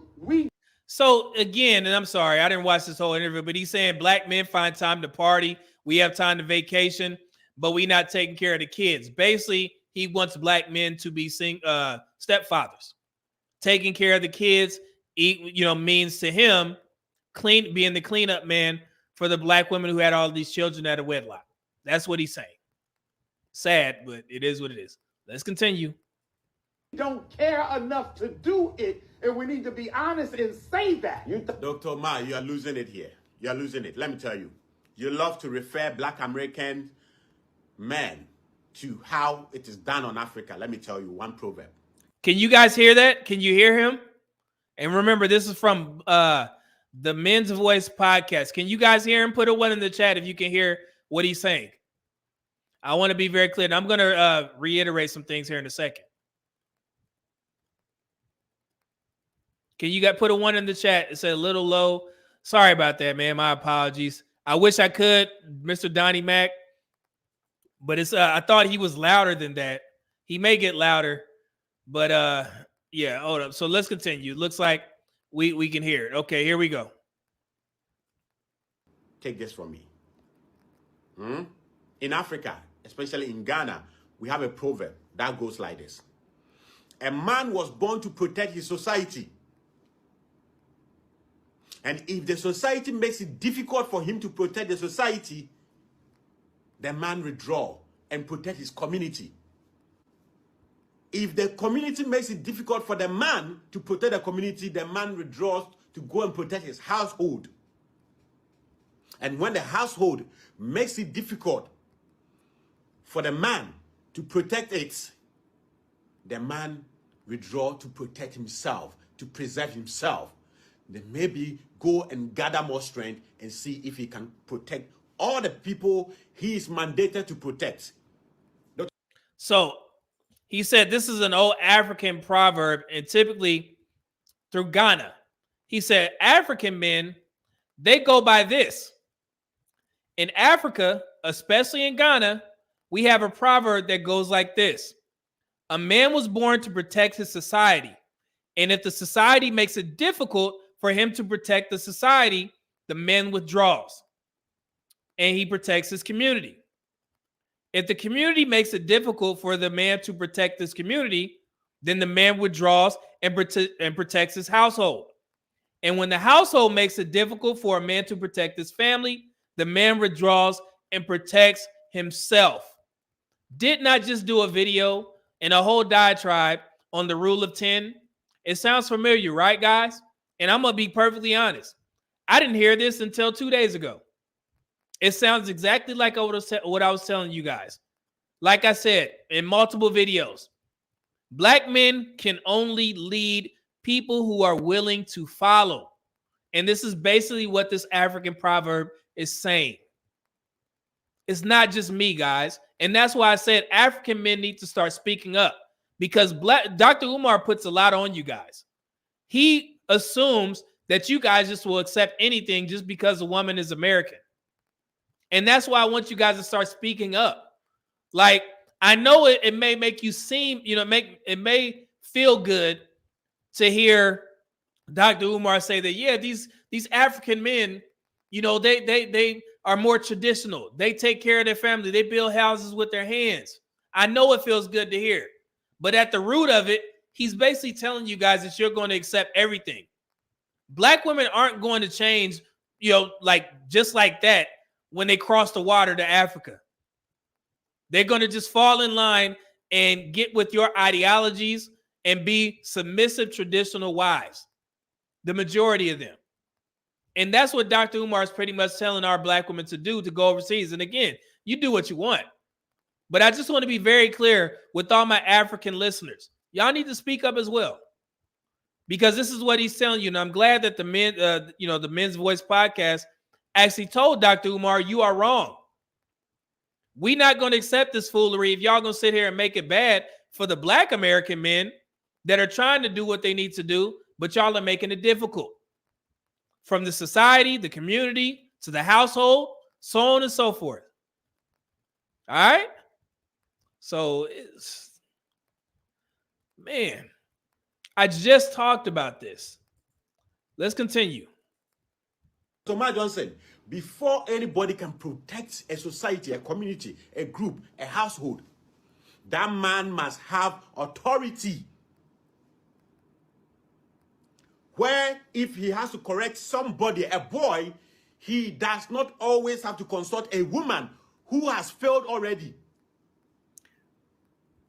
You already say he doesn't have to consult a woman who has failed already, basically meaning a woman who always has children by another guy, out of wedlock, mind you. I'm pretty sure that's what he meant, right?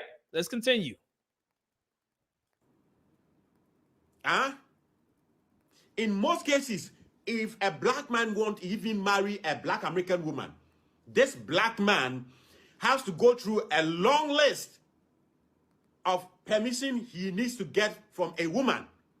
Somebody who is a failure, somebody who could not do it by herself, I have to consult him. Your black American men have to consult them how to discipline a child. What are you talking about?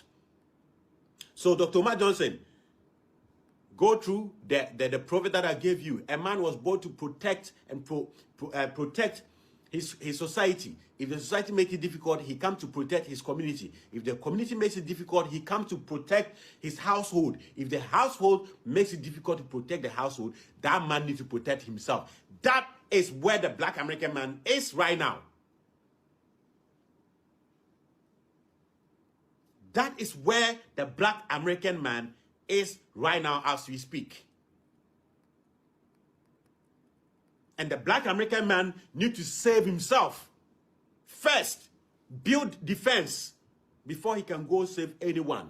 As far as black males and females relationship is concerned, most black men need to save themselves. Dr. Amar Johnson, I want to go on the internet and find out your response to when a sister said that they love it when they see the police unaliven black male.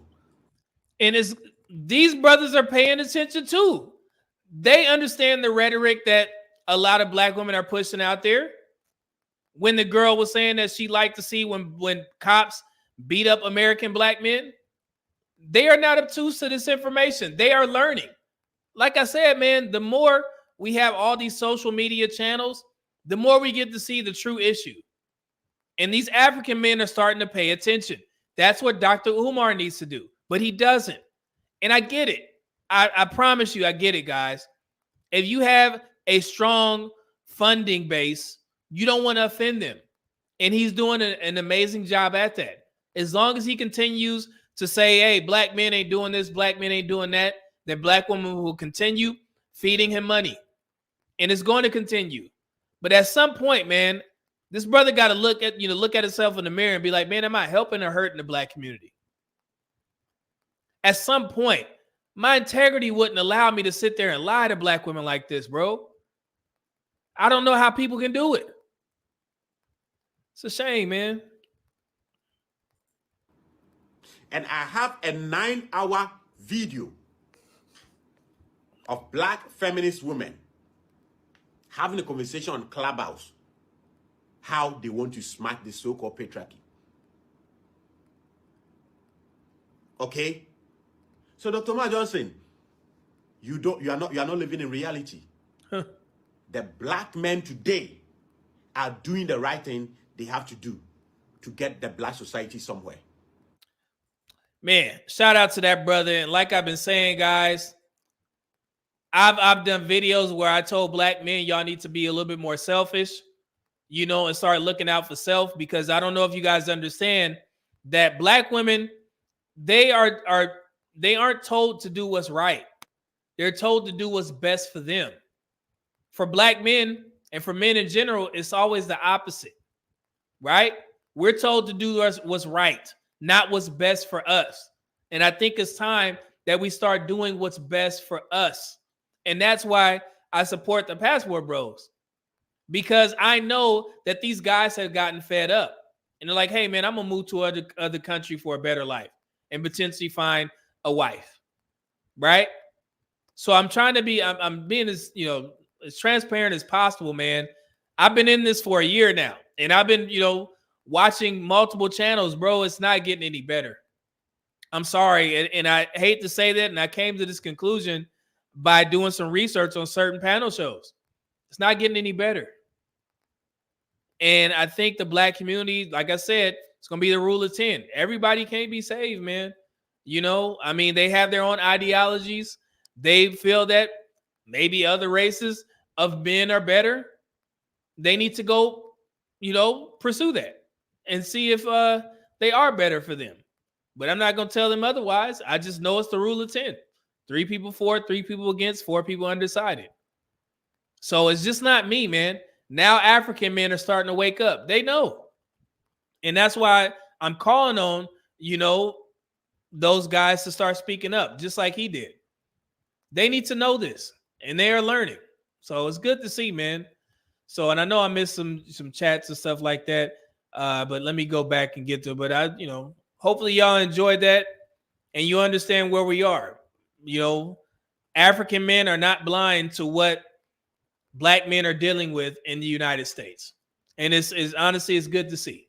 So,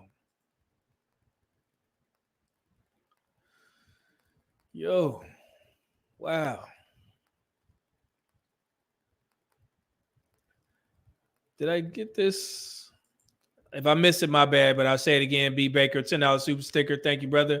We got Drift Fire in the building with the $2 super chat. Said a lot of Africans validate him a lot. And like I said, man, I want these guys to start just doing their research, That's all I'm asking. Dante Bryant, $20 super chat. Thank you, brother. Said I've been telling these. Oh, I got that one. My bad. Thank you, brother. IQS said Medium Man, Oklahoma Senator Dusty Deeves has filed a bill, SB 958, that would no longer allow Oklahomans to file no-fault divorce. Do you think that will make a difference in marriage going forward? I think so. I'm about to look into that.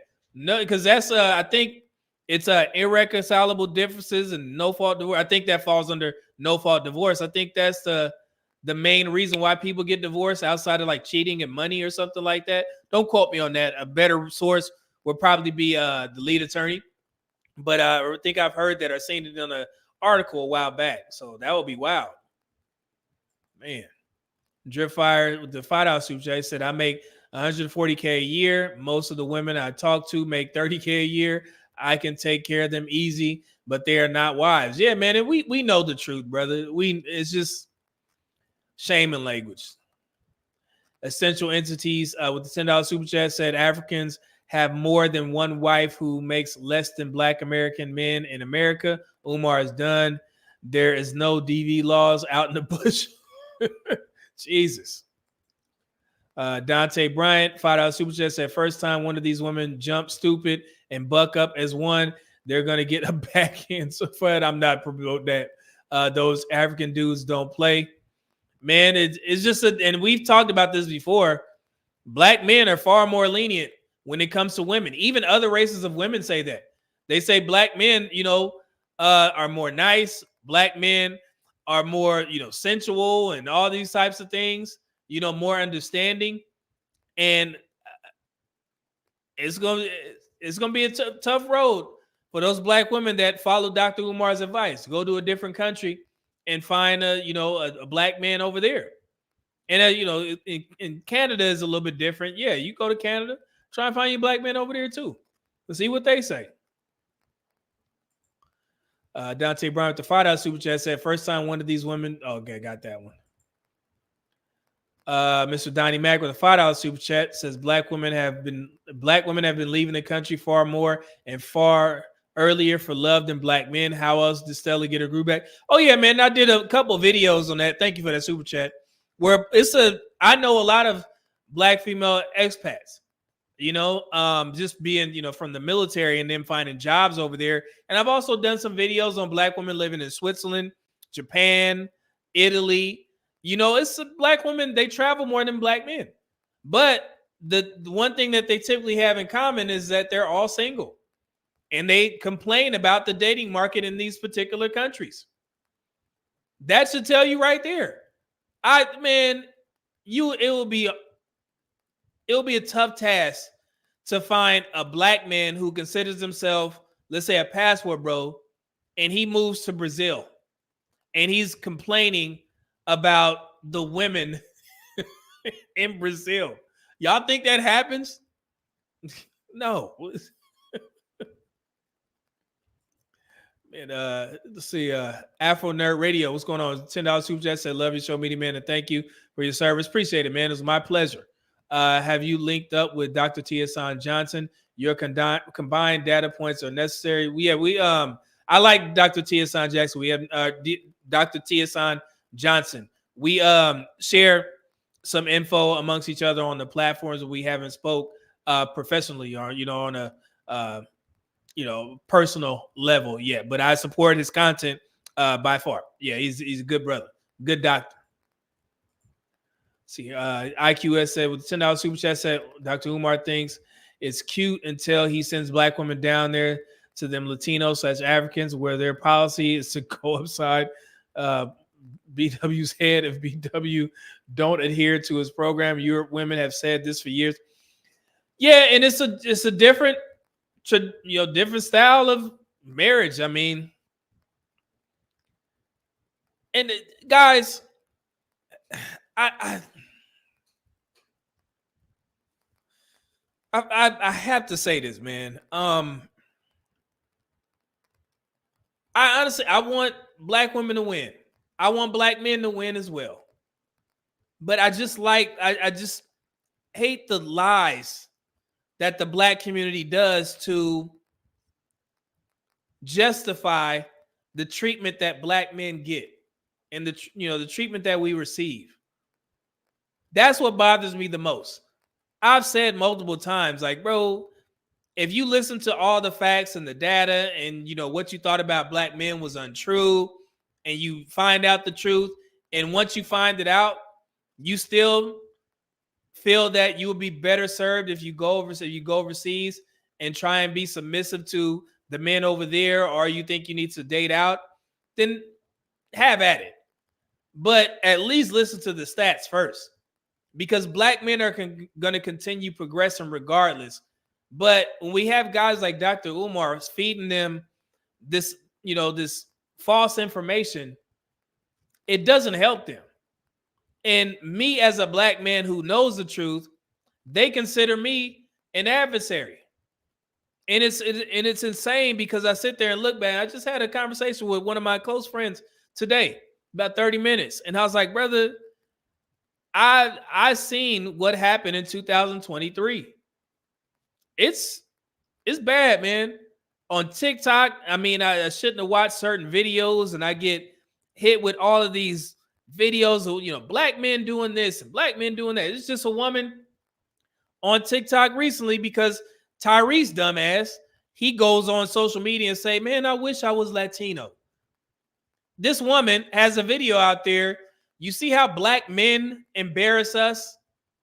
Tyrese represents all black men now. And I see these talking points and I'm like, God, dog, like, y'all just pile everything on black men and we just supposed to sit there and take it. And then when we do speak out and have platforms, it's a problem. It's quite odd, man. It's quite odd. Lord. Mr. Walker, salute, brother. Salute to you, good brother. Yeah, oh man, my guy, man. Hey, I got something for you, man. I think Mr. Walker, that's a single by choices, the cart before the horse. I was watching one of y'all videos, man. You said something that I'm gonna bring up here in a second. I got you. I'm gonna give you credit for this. Man, I love that. It was a video. If that's you, man, and I gotta, my apologies. It was not, but I got to get better at this. Hold on one second. I'm gonna give you, if it is, I'm gonna just give single by choices and cart before the horse a shout out. The video that y'all put out, it says her husband has conditions after watching Kevin Samuels. I watched that video, man, and you said something I was talking about for a while, but the way you said it, it was funny. I got you. Let's see here.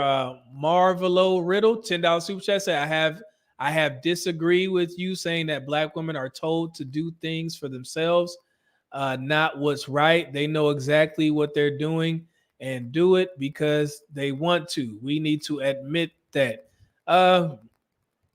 Brother, that's the same thing that I said. They are told to do what's best for them. What's best for them is doing the things for themselves. That's what you said. So where's the disagreement? I appreciate the super chat, brother, but I don't know. Maybe I'm misreading it. Okay. IQS said black men are definitely too damn nice. Black men put up and take so much crap that a foreign man would never tolerate. Yeah, and that's our fault. So we can be honest about that. That is definitely our fault. So J. Renard Leather, 199 super chat said, bros, check out Malta, that place, and those women. Oh, okay, that's a new spot. Small, Malta, small. Let's see, Dante Brown with the $5 super chat. That statement Tyrese made went over so many people's heads. Yeah, man. But again, it's the same thing as Tyler Perry telling black women to get with a man who can only pay a light bill. The same thing. They run with the. They don't. I mean, we knew he was using it as an example. Or he was making a point with Tyrese, but that's all they hear. I wish I was Latino. And black women are now making videos saying black men embarrassing us. Black men. Tyrese, wow. So, I don't know. IQS said they tried to cancel a black man who was outspoken and chose to point out black women's hypocrisy, delusion, and foolery. It's wild, man. Do you know? MC Recovery and Relapse said, I picked my son up from school. Ongoing raining in Los Angeles. The homeless is getting it, man. See here, Iceberg Slim said, I live in New Orleans, and these black women down here are the absolute worst. Scott. Will Smith says, Dr. Umar part of the 16 to 18% of black men that father babies out of wedlock. Is he projecting? Brother, y'all know the history of that, man, and somebody said that, you know, black or Dr. Umar isn't losing black men. He's losing some. I mean, it's out of hand now. You know what I'm saying? He lost me. I just can't deal with that foolery no more, bro. It's too much. It's not helping the black community by lying to black women. Tell them the truth. Tell them the full truth. You know? It's embarrassing, man. Lord. All right. We got a bunch of videos, but I want to get into this McKinsey report. I have a couple of 50-50 videos, one in particular that I want you guys to see, but I know I kept you guys waiting too long. But again, I have to explain myself. I know I introduced the McKinsey report to you guys before, and there was a lot of people, they didn't read. I've had people send me emails and they ask me questions about it. I send them the link and they just don't read. So I decided to take the initiative and bring some of the key points to you all. Let me get back to that. Here we go. So again, what did I say, Dr. Donald Hunter? If you could, Media Man, you should break down the Kevin Samuels conversation with 4 black women. It was about 2 years ago, 2 years old now. Men need to watch the whole series. I think I know what you talk about, but man, that's if I had to refer anybody, man, I think Theo Coop does an amazing job of breaking down Kevin Samuels videos. He used to do a lot of them. I don't know if he does them recently, but I used to watch his live streams or his videos where he would break down Kevin Samuels content. So I think Theo would probably be the, one of the best guys to do it in these spaces.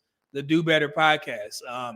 Kevin Samuels, I've watched some of his videos, but if you guys you haven't noticed, I'm trying to clean up my platform because I watched some YouTube videos going into 2024, and there was a lot of things that I was doing wrong in my videos, so I'm kind of retooling.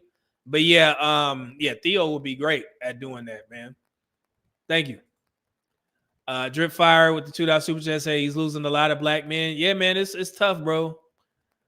A lot of black men have woken up, so goodness gracious. Let's get to this report, man, and let me see here.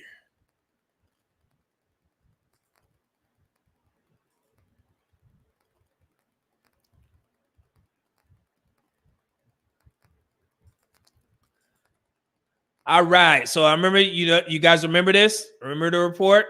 I asked people to read it, still getting information on it. So I decided to go over some key points.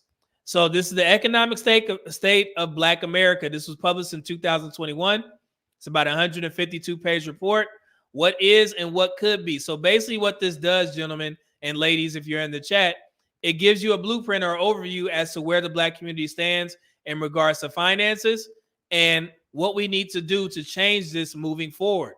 And if we don't, the Black community is going to be in dire straits. And that's why I said that we don't have time to be arguing about 50-50. Seriously. The state of the Black economic community is bad. And I know we go back and forth in regards to who makes more. We already understand those statistics. But as a whole, we got to do better. Seriously. And the more time we spend on these frivolous topics in regards to, 50-50, and I want to pay it, I want a man to pay all my bills, and I'm just specifically talking to women. Y'all know this. It's stupid, especially for Black women to be going around there spreading off this dumb rhetoric that they need a man to pay all their bills, and I'm going to keep all my money. And I say that for a particular reason. I've talked about this before. The Black community cannot afford to be alienating certain groups of our community. In particular, y'all cannot afford to be sitting there trying to be on your high horse when you see a Black man marry a white woman and then try and dismiss his contributions to the Black community because of that, because he's married to a white woman. The Black community is in no position to remove good Black men, no matter who he's married to. So when you get a Robert Smith, a billionaire who's doing what he can to help the Black community, and y'all gonna sit there and say it don't matter because his generational wealth is not going to Black women, is not going to the Black community, we cannot afford to be removing that guy from the Black community. Y'all agree or disagree? Think about that. So, and y'all gonna understand why I say that now. So, just to give y'all an overview, in this report, they mention black men. You see that? 15 times, right? Black men is the name black men is mentioned, phrase black men is mentioned 15 times. For black women,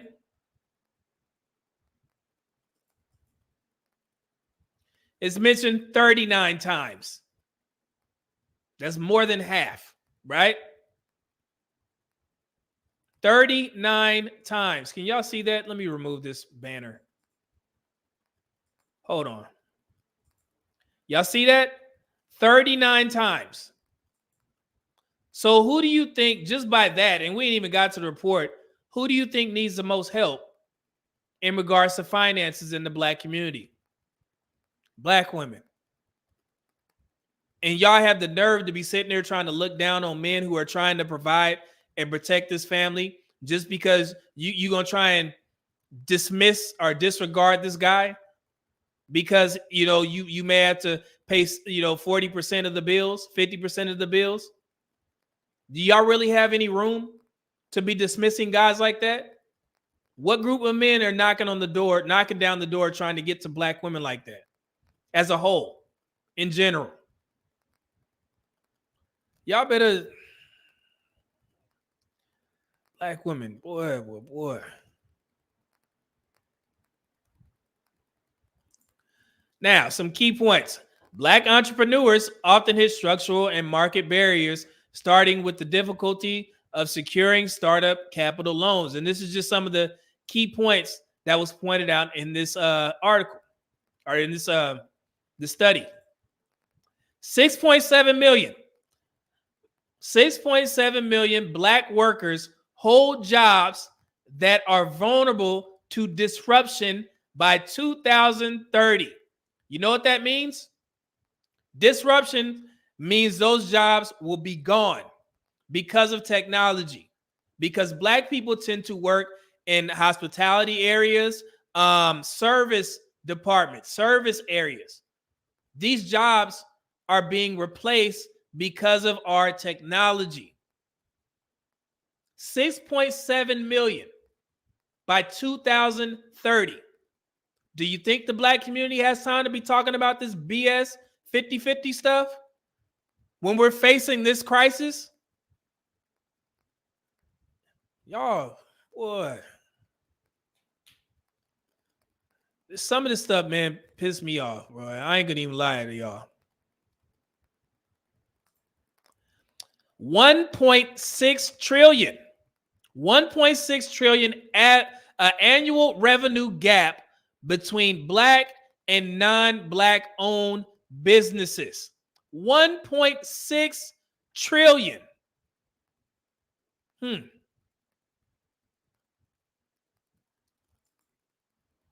Now, let me go in and read this off. This is another key point. An important measure of health outcomes is life expectancy. Just talked about this.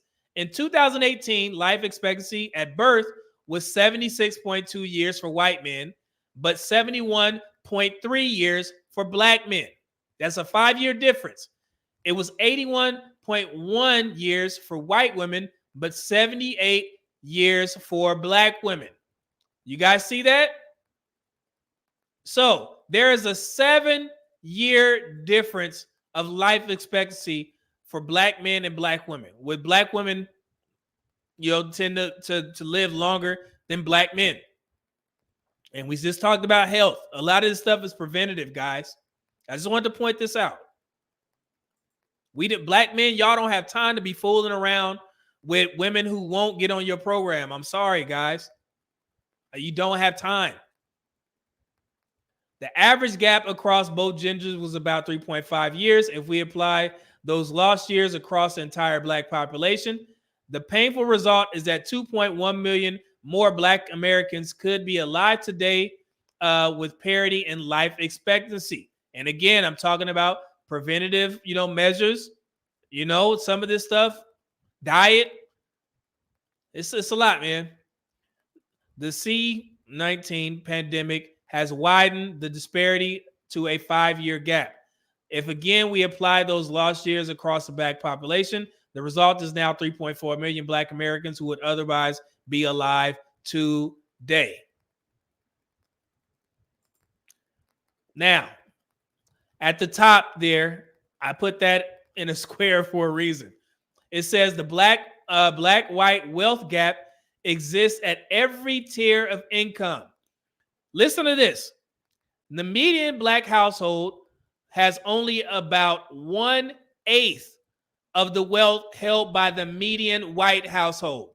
The actual dollar amounts are striking.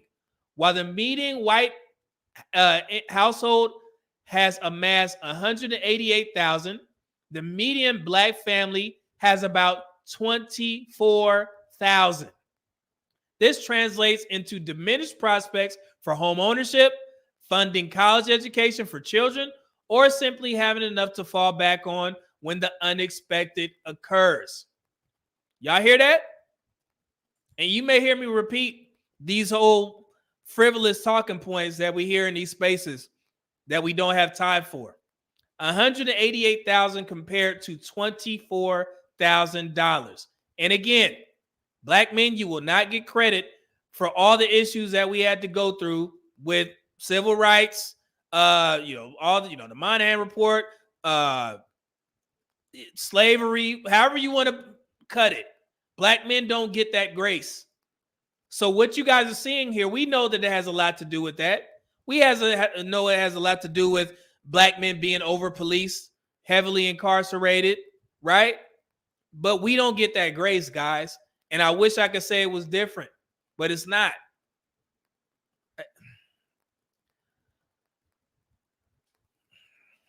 Man.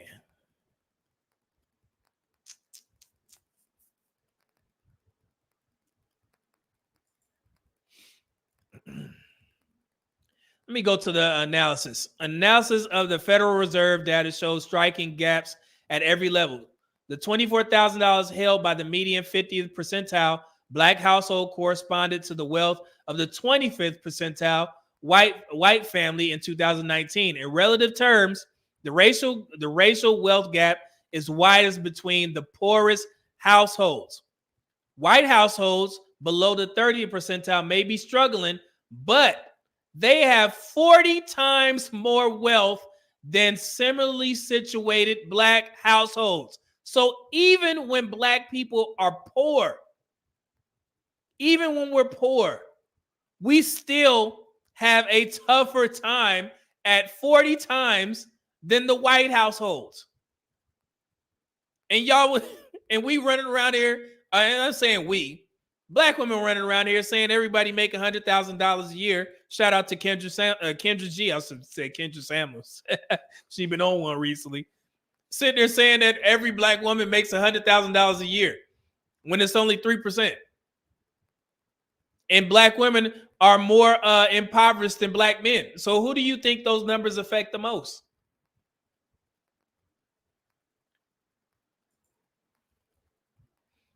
Man. White households at the 10th percentile have only $950 in wealth, but their black counterparts are in debt with a negative net worth of almost $13,000. It is one thing to be poor in America. It is another thing entirely to be poor and black in America. Did y'all hear what I just said? Hold on. Let me bring myself back up here. White people in the 10th percentile, the lowest, $950 net worth. Positive. Black folks, $13,000 in debt. Yeah. That's where we at. And people having discussions about opinions, and we got real stuff that we need to address before 2030 hits. But thank you, IMDPP. So the sad part, a lot of our people left to not knowing we are in the 4th Industrial Revolution and the 5th Industrial Revolution. Brother, it's tough, man. IQ has said we know where that debt is coming. Brother, Boy. Let's continue. Did I get anything? Let me see if I want to address anything. Yeah, let me talk about this. At the bottom here, let me remove that. My bad, y'all. All right. It says black households are less likely to hold longer term assets. The black home ownership rate at the end of 2020 stood at 44%, which is 30 percentage points below the 74% home ownership rate of white Americans. While 18% of white households own stocks, the rate for black households is 6.7%. Consequently, black households are not positioned for gains when homes appreciate in value or the smart stock market has an upswing. So, at the very least, if you're a black investor, it's only 6.7% of y'all.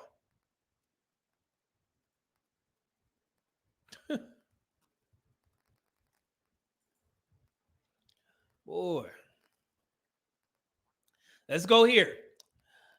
The disparities facing black households overall are magnified for black women. Did y'all hear what I said? Black women, if you ninja watching, pay attention. We got 51 folks in here. Please, if there's black women listening, listen to this. The disparities facing black households overall are magnified for black women who earn less but often shoulder responsibility for their family's well-being.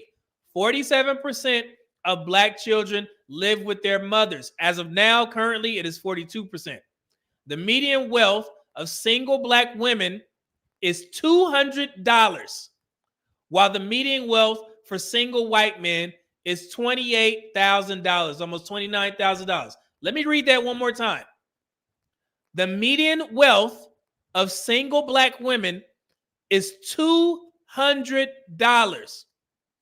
That's about the same rate that we hear our black women asking their dates to be.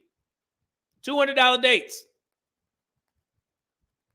Your median wealth is $200.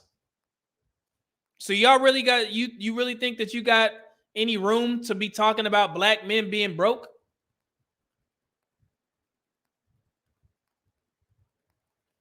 All right, that's what I thought. But it ain't gonna stop. We know how it is.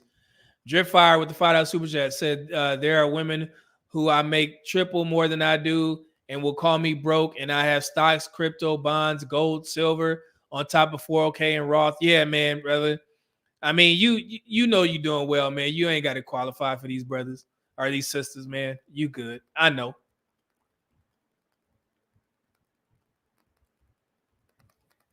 Damn. Have the nerve to be calling somebody broke. Y'all need to be starting to try and partner with people. Man, let me read this. By contrast, black workers are underrepresented in higher paying professions relative to their 13% share of the labor force. Only 5% of U.S. physicians are black. 5%. For example, which has implications for the quality of care. I talked about this. In particular, I talked about it for black women. Software developers are highly compensated, but only 4.5% are black. 4.5%. The advancement of black women into higher paying positions is critical in light of the role they play in providing economic stability for their families. Women of all races are less represented in leadership roles, but women of color face double hurdles of sexism and racism. A study of 590 U.S. corporations found that only 58 black women are promoted into manager roles for every 100 men. 64 black women are hired directly into these roles for every 100 men. So once again, we got all these women talking about they boss babes and I'm working in corporate. Y'all need to start asking questions. What do you exactly do in corporate? You know what I'm saying? Like, it's a lot of things that fall under the umbrella of having a corporate position. We need to start asking questions because these numbers ain't looking too right.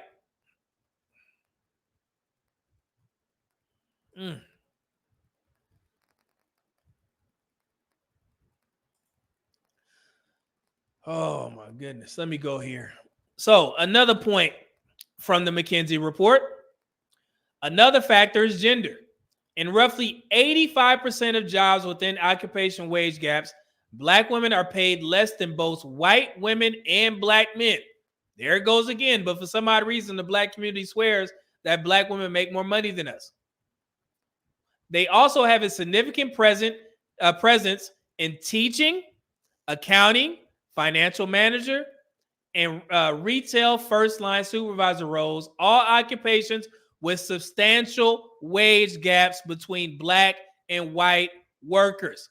Those are lower paying positions. Once again, trying to help here, man. And y'all get off your, fictitious high horse and start listening and start reading these statistics. 2030 is right around the corner.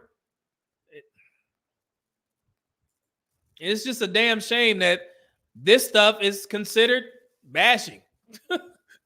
Trying to help y'all. Let me read the block first. The disparities facing Black households are over magnified with Black women. Oh, I got that one. My bad. Let me go. I'll put that in there twice. This is the one I wanted. Significant wage gaps also exist within occupational categories. On top of skewed representation, pay gaps exist between Black and white workers within occupational categories. This issue accounts for $96 billion or 44% of the overall disparity. It is especially noteworthy that Black workers who do advance into managerial and leadership ranks are often paid less than white counterparts. Yeah, it's still happening. We still get paid less. We just talked about this. We got to work harder, but we still get paid less.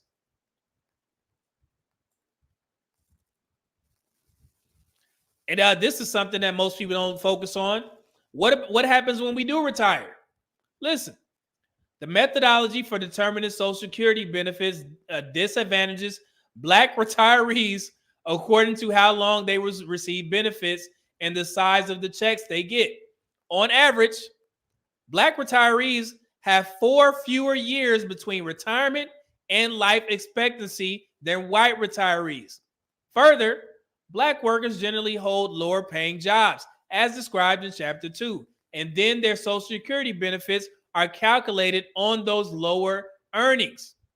Lifetime earnings are 1/3 lower on average for Black men than for white men, and 13% lower for Black women than for white women. Social Security then locks that gap into place permanently.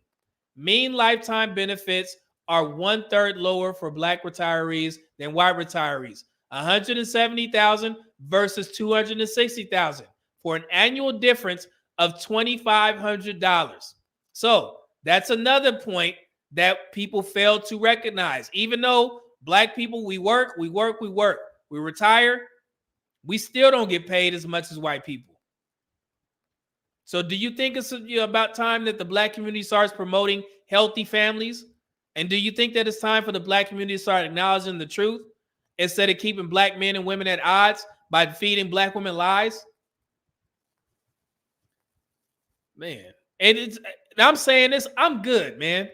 I ain't gonna even lie to y'all. I'm good. I'm working on my second retirement. And I'm still out here trying to help the Black community, man, because I know it's about to be tough.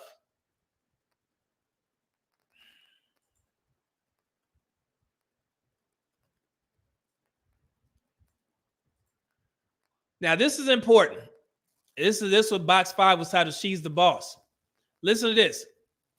Before the pandemic, Black women constituted the fastest growing entrepreneurial demographic. We talked about this and how they word things. The overall number of women-owned businesses grew by 21% from 2014 to 2019, while those funded by Black women grew by 50%. Their presence is strongest in healthcare and education, and lightest in agriculture, construction, and wholesale trade. Those are jobs that are going to be here regardless. They ain't going nowhere. Despite their growing numbers, the challenges are still apparent in the fact that firms led by Black women average roughly half the revenue of firms led by Black men. Did y'all hear what I said? All right. The exception is in information technology, where firms headed by Black women post higher revenues. So, with that, when Black women do go into information technology, IT, then they have higher revenues, but it's still not higher than Black men, because I know that that message is going to be misconstrued. It's just basically saying that it's higher than the other areas, healthcare and education, businesses, and all that stuff, right? Just want to be clear, because I know how people can run. Oh, well, when Black women run, go into IT, they make more money than Black men. They don't. They don't. Let me stop that right now, Lord.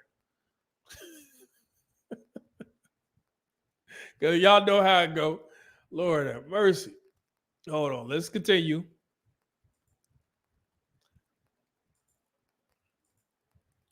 Now, this is the today's imbalances influence future trajectory. I was just talking about this. Let's start with the blocks.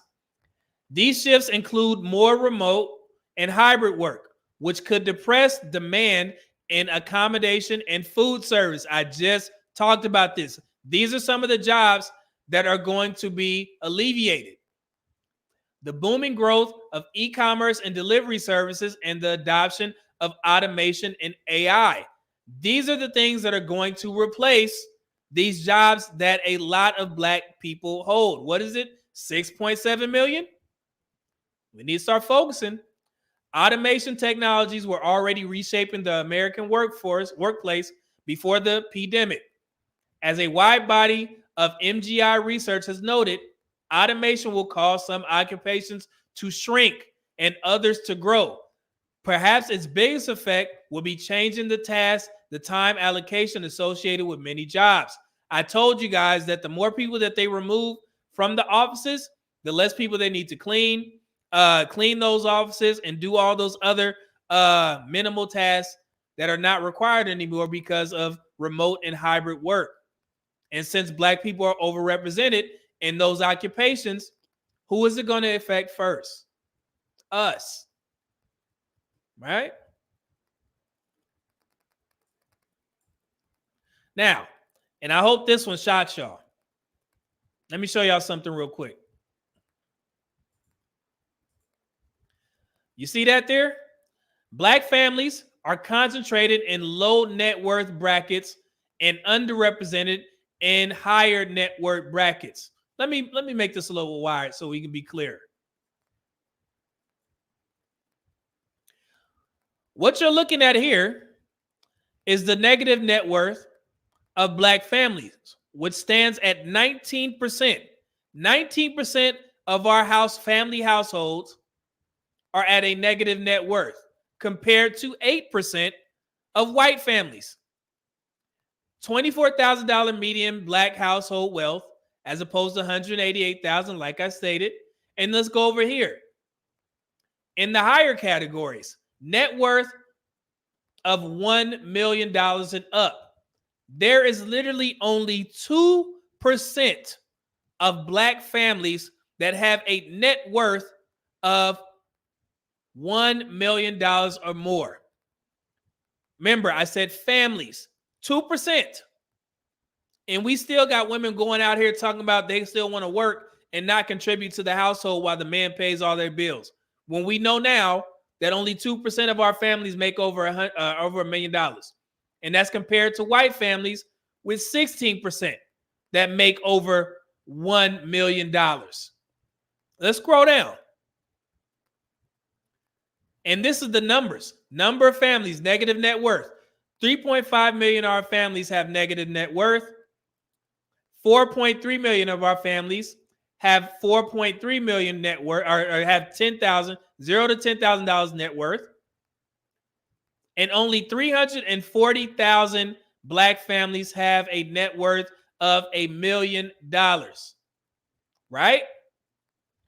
And that's compared to number of white families with 6.7 million. But go back up here. That only represents 8% of their community. 6.8 million, 0 to 10,000 net worth, and 13 million white people families have a net worth of $1 million or more. Now, it says note, mean black household net worth is about 143,000. Mean white household net worth is about 983,000. Did y'all hear that? I'm gonna repeat myself. Our mean black household net worth is $143,000, and white folks is at 983,000. And the source is a Federal Reserve survey of consumer finance 2019. Just in case anybody wants, let's fact check this. Go ahead, do what you need to do. Yeah. And this is to clear up a misconception. I got this next one here. Here, look at this. All right. Help the excluded into the labor market. Mass incarceration has a lifetime of consequences as people struggle to find work after their release.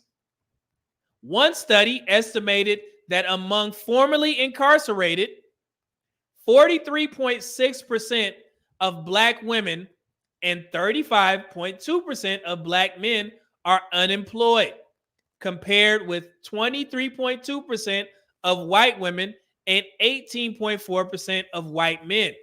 Now, what they're saying, guys, formerly incarcerated, black women who were formerly incarcerated have a higher rate of unemployment compared to black men. So even when black women get out of prison, the black women who were in prison, they have a harder time finding employment than black men who were incarcerated.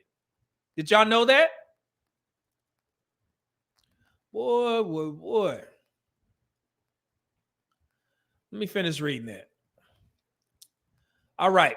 Employing the approximately 2 million formerly incarcerated black Americans at the same rate as formerly incarcerated whites could potentially add some 210,000 new workers to the economy. One organization focused on making re-entry possible is Homeboy Industries, which offers work experience in social enterprises that in turn fund mental health programs for thousands of clients annually. The Homeboy model has expanded into a global network of 400 community-based initiatives. So that's one of the solutions that they're trying to help black men and black women, get back into the workforce after they've been incarcerated, right? Which is a good thing. That's another solution.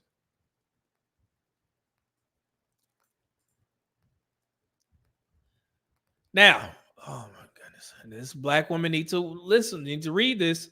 I'll read these two things. I may read a couple more. Okay. One study found that median wealth of single black women is $200, while the median wealth for white men is $28,000. We just talked about that. Black women are rent burdened or living in substandard homes. That's why that's how you get the most evicted statistic, right? Now, single parenthood has become increasingly common in the United States. According to the census data, nearly half of black children live with their mothers only. More than half of black mothers are single breadwinners, a far higher share than for any other racial or ethnic group. The economic security of black women is inextricably tied to the health and prosperity of black communities and the next generation. So, black women, if we don't fix this issue now, it's going to be harder on y'all. So, to any people who pander, who lie to black women, it's not going to help. It's not helping at all. We got to start being serious about this. if you care about the black community. Yes, black men will be affected, but black women will be affected the most.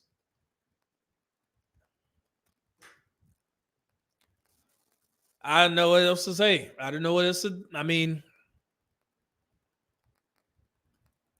and there's another key point that I wanted to address here. Let me clear up some misconceptions.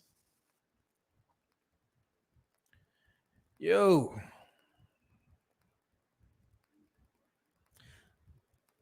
I want to bring this up. Hold on, guys. Jesus Christ, man. These people. Oh man, I just opened up the comments. My bad, guys. I'm gonna get to the super chats. I see y'all cashing out your boy, man. I definitely got you. I really appreciate it. But this is a a serious topic, man. And I'm trying to give y'all as much information as possible, in this short amount of time. I know, I don't want to keep y'all here too long, but this is important, man. Let me read this about the black businesses.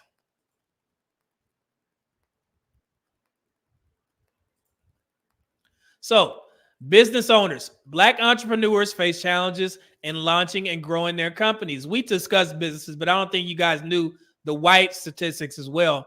But black-owned businesses are fewer in number and smaller in size than their peers.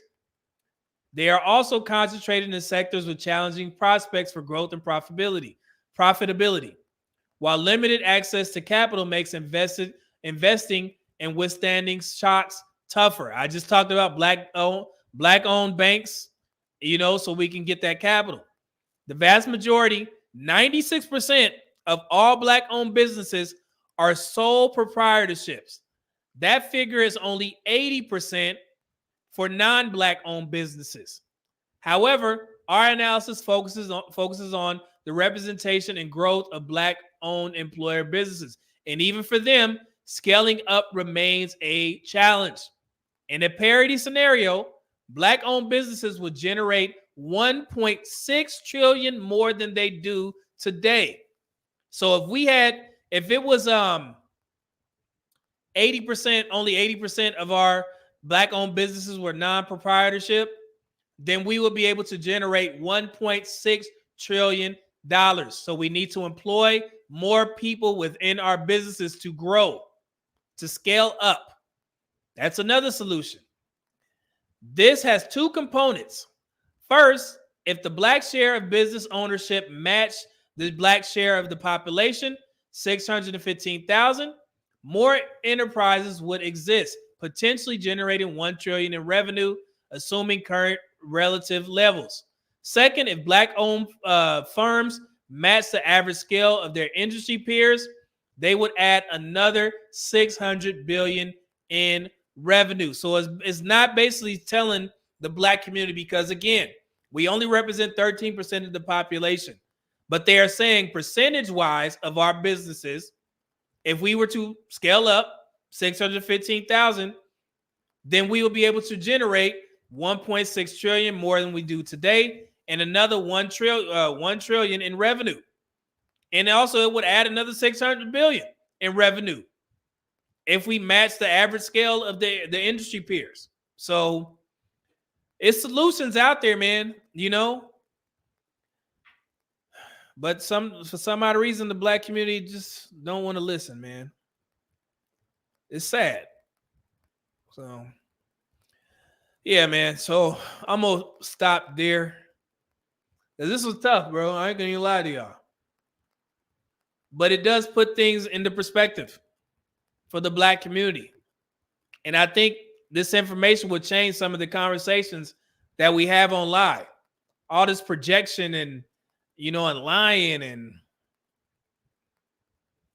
it's the worst, man.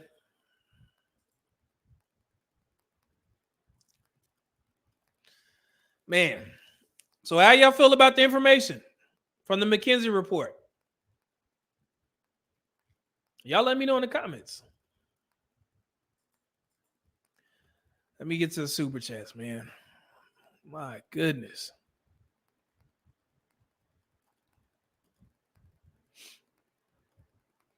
I don't know if I got this, but I will read it. I am DPP with the 1999 super chat. I appreciate that, brother. Read the blueprint of the Bill of Rights for AI. AI will take out 60% of these jobs by 2030. It's crazy, man. Driftfire with the $2 super chat said, why focus on dividend investing? SS is not enough. Yeah, man, we got to start securing our future when we retire, man. My man, Tyrone McLeod with the $50 bomb on you, boy. Thank you. I appreciate you for getting this information out to us. I greatly appreciate it, man. I'm going to update y'all here in a second because we got 3 back-to-back. Essential entities with the $50 bomb. Thank you. I appreciate it, brother. You the man. You've been here since the show started. I greatly appreciate it. Cam from TMR Radio. What's going on with the $50 bomb? Shout out, bro. Thank you for going over this. We need more content helping Black men understand where we are / stand now, where we are going / building, and networking towards that end. Appreciate you as always. Greatly appreciate it. Yeah, man, we got to start putting things into perspective, bro. You know? Instead of, I get it. We can have opinions. I understand that. But it just starts going off the rails when we just start lying and projecting, and it's grandstanding, whatever the hell people do.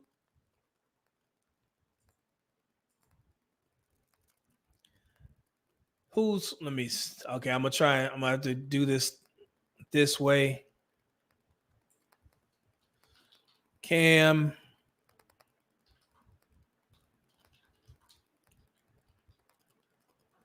Radio.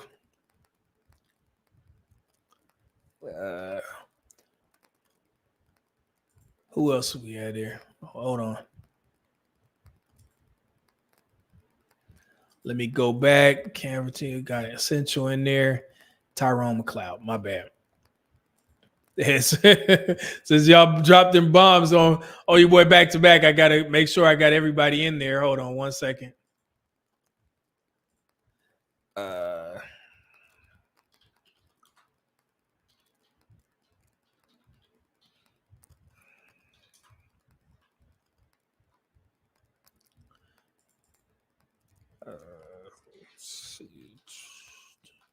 Got you.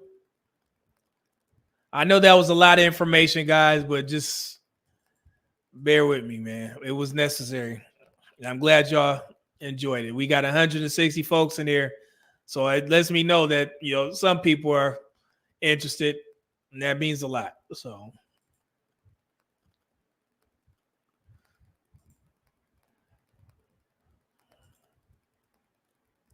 got y'all.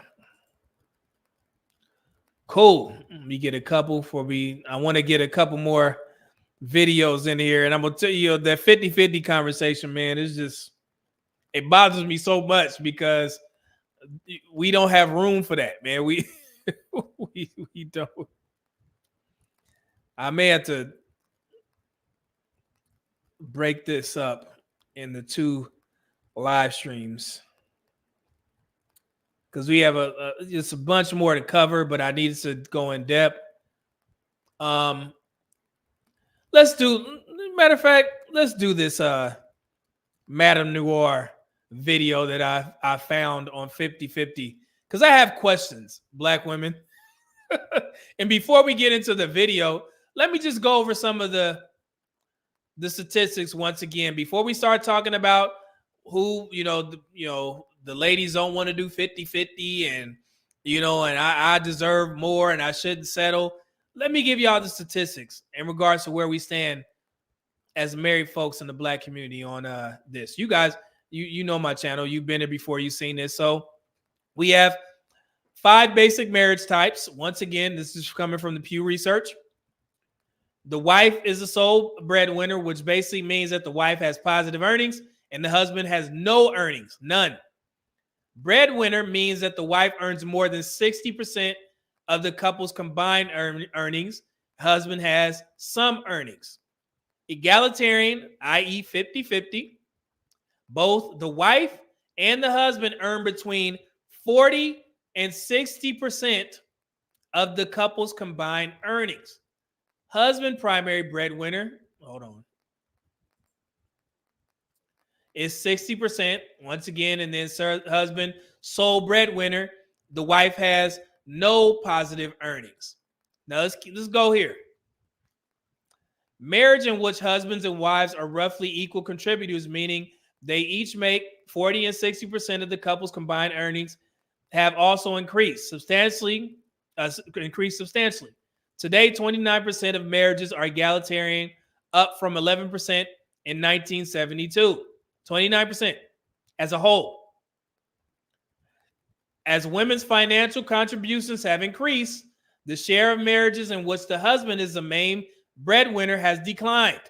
Today, 55% of marriages have a husband who is the primary or sole contributor to the couple's earnings. So over half for all men combined. 50 years ago, husbands were the breadwinner, 85% of marriages. Women are working. They earning more money. And they contributing. Not just sitting back watching the husband break his back while you save your money and buy bags. Dummies.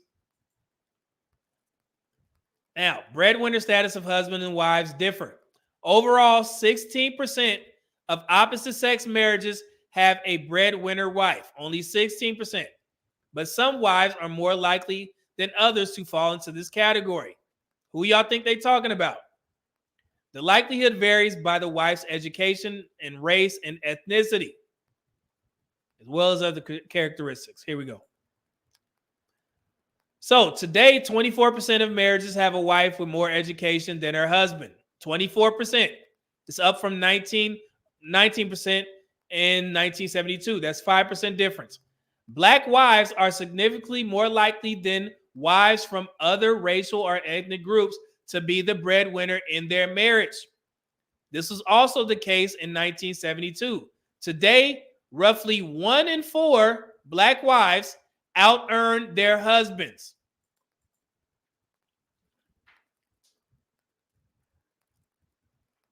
What'd I just say? Let me take a sip. Let me take a sip. What did I just say? Did y'all hear? I'll read it again. Let me just.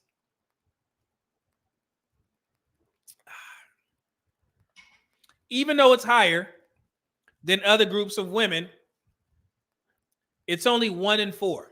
1 in 4 Black women out-earn their husbands when married. That means 3 out of 4, 74% of Black men out-earn their Black wives. I mean,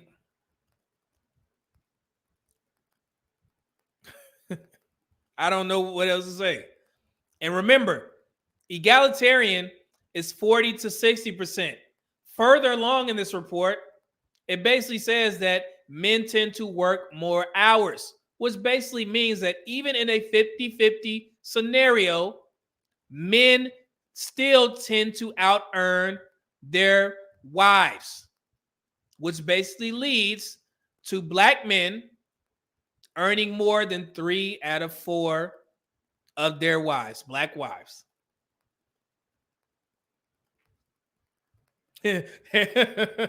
Look, Hasrio's person said, no, that can't be true. Let me show you, brother.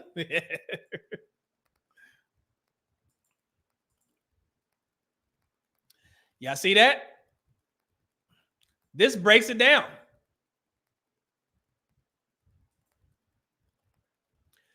Black, husband, primary or sole, 40%. Egalitarian, 34%. Black women, 26%. So again, in egalitarian, what does that add up to, guys? If you combine 40 and 34, that's 74%, which basically means that even in a 50-50 dynamic, Black men still out-earn Black women when they are married. And again, these are not my stats. Don't look at it as media man, he lying. That can't be true. It's not mine. Y'all have access to this too. Google, Pew Research, it's all in there, right? So we got a large contingent of black women complaining about 50-50, and they still ain't paying 50. And look, and the funny thing is it's actually in all categories, we still, and this goes back to the McKinsey report. We are still the lowest amongst all groups. Every other husband primary soul has a higher percentage than black men. That still doesn't negate the fact that there are more primary and sole black men than primary and sole black women, and even in egalitarian. So I just wanted to be clear on that before any of this information gets misconstrued. Yeah, we still have a lot of work to do. We understand that. As a whole, as a black community. Lord have mercy. And I'm going over this for a reason. I want to clear this up as well. And I've shared this before, but we'll go over it again. The share of parents in the United States who are not employed for pay has fairly been stable over the last 5 years. In 2021, 18% of parents did not work for pay, which was unchanged from 2016, according to a new Pew Research Center analysis of U.S. Census Bureau data. The share who are stay-at-home parents differs between men and women. 26% of mothers and 7% of fathers. Let me show you what I'm talking about here. So all this talk about white women and all other races of women get to stay at home while their husbands work and they're just primary and sole providers. It's absolutely not true. As a whole, only 26% of mothers are able to be stay-at-home parents, as opposed to men at 7%. So that negates this whole narrative that all these other races of women just get to stay at home, right? Everybody works. Basically what they're saying. 3 out of 4 people work, including you ladies. So it ain't going to be no, I'm going to just not settle and wait for my provider husband. We going to hear a bunch of that here in a second. These people, man, just so out of touch, bro. Like the real world, y'all sitting there trying to compare, and we got all this stuff going on with the financial issues. Let's listen to the ladies from Madame Noir from Listen to Black Women talk about their 50-50 dynamics. Hold on, let's see here. Oh, let me get the super chat. My bad, bro. I am DPP 1999 super chat. Thank you, brother. He said, fellas, this isn't the time to rest. It's not the time to take a break. Blockchain, both public and private technology, is a part of the fourth industrial revolution. Yeah, man, we got to get to it, brother. Thank you. Here we go. Let's listen to them. Listen to what they had to say.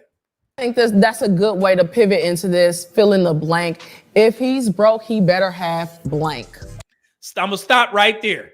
I want y'all to answer this. She asked a question. She said, if a man is broke, he better have blank. What do you think this first lady is going to say this man needs to have? I'm going to give y'all a couple of seconds to put it in the chat.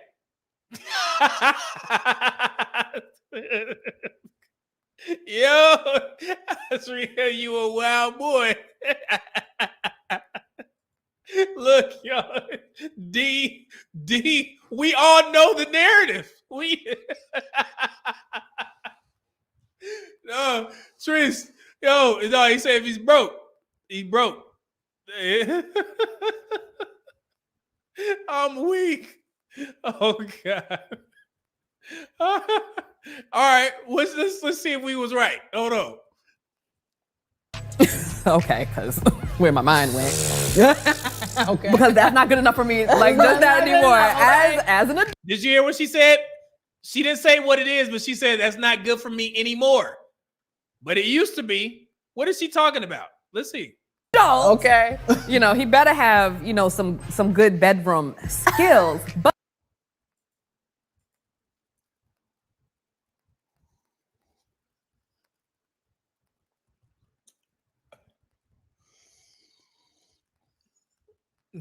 It's the same narrative with our women, yo.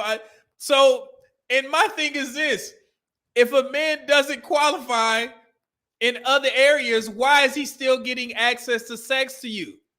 And she tried to clear it up by saying it's not me anymore, but at some point it was. And now y'all want to develop these standards when men know that you've been giving it away for broke dudes?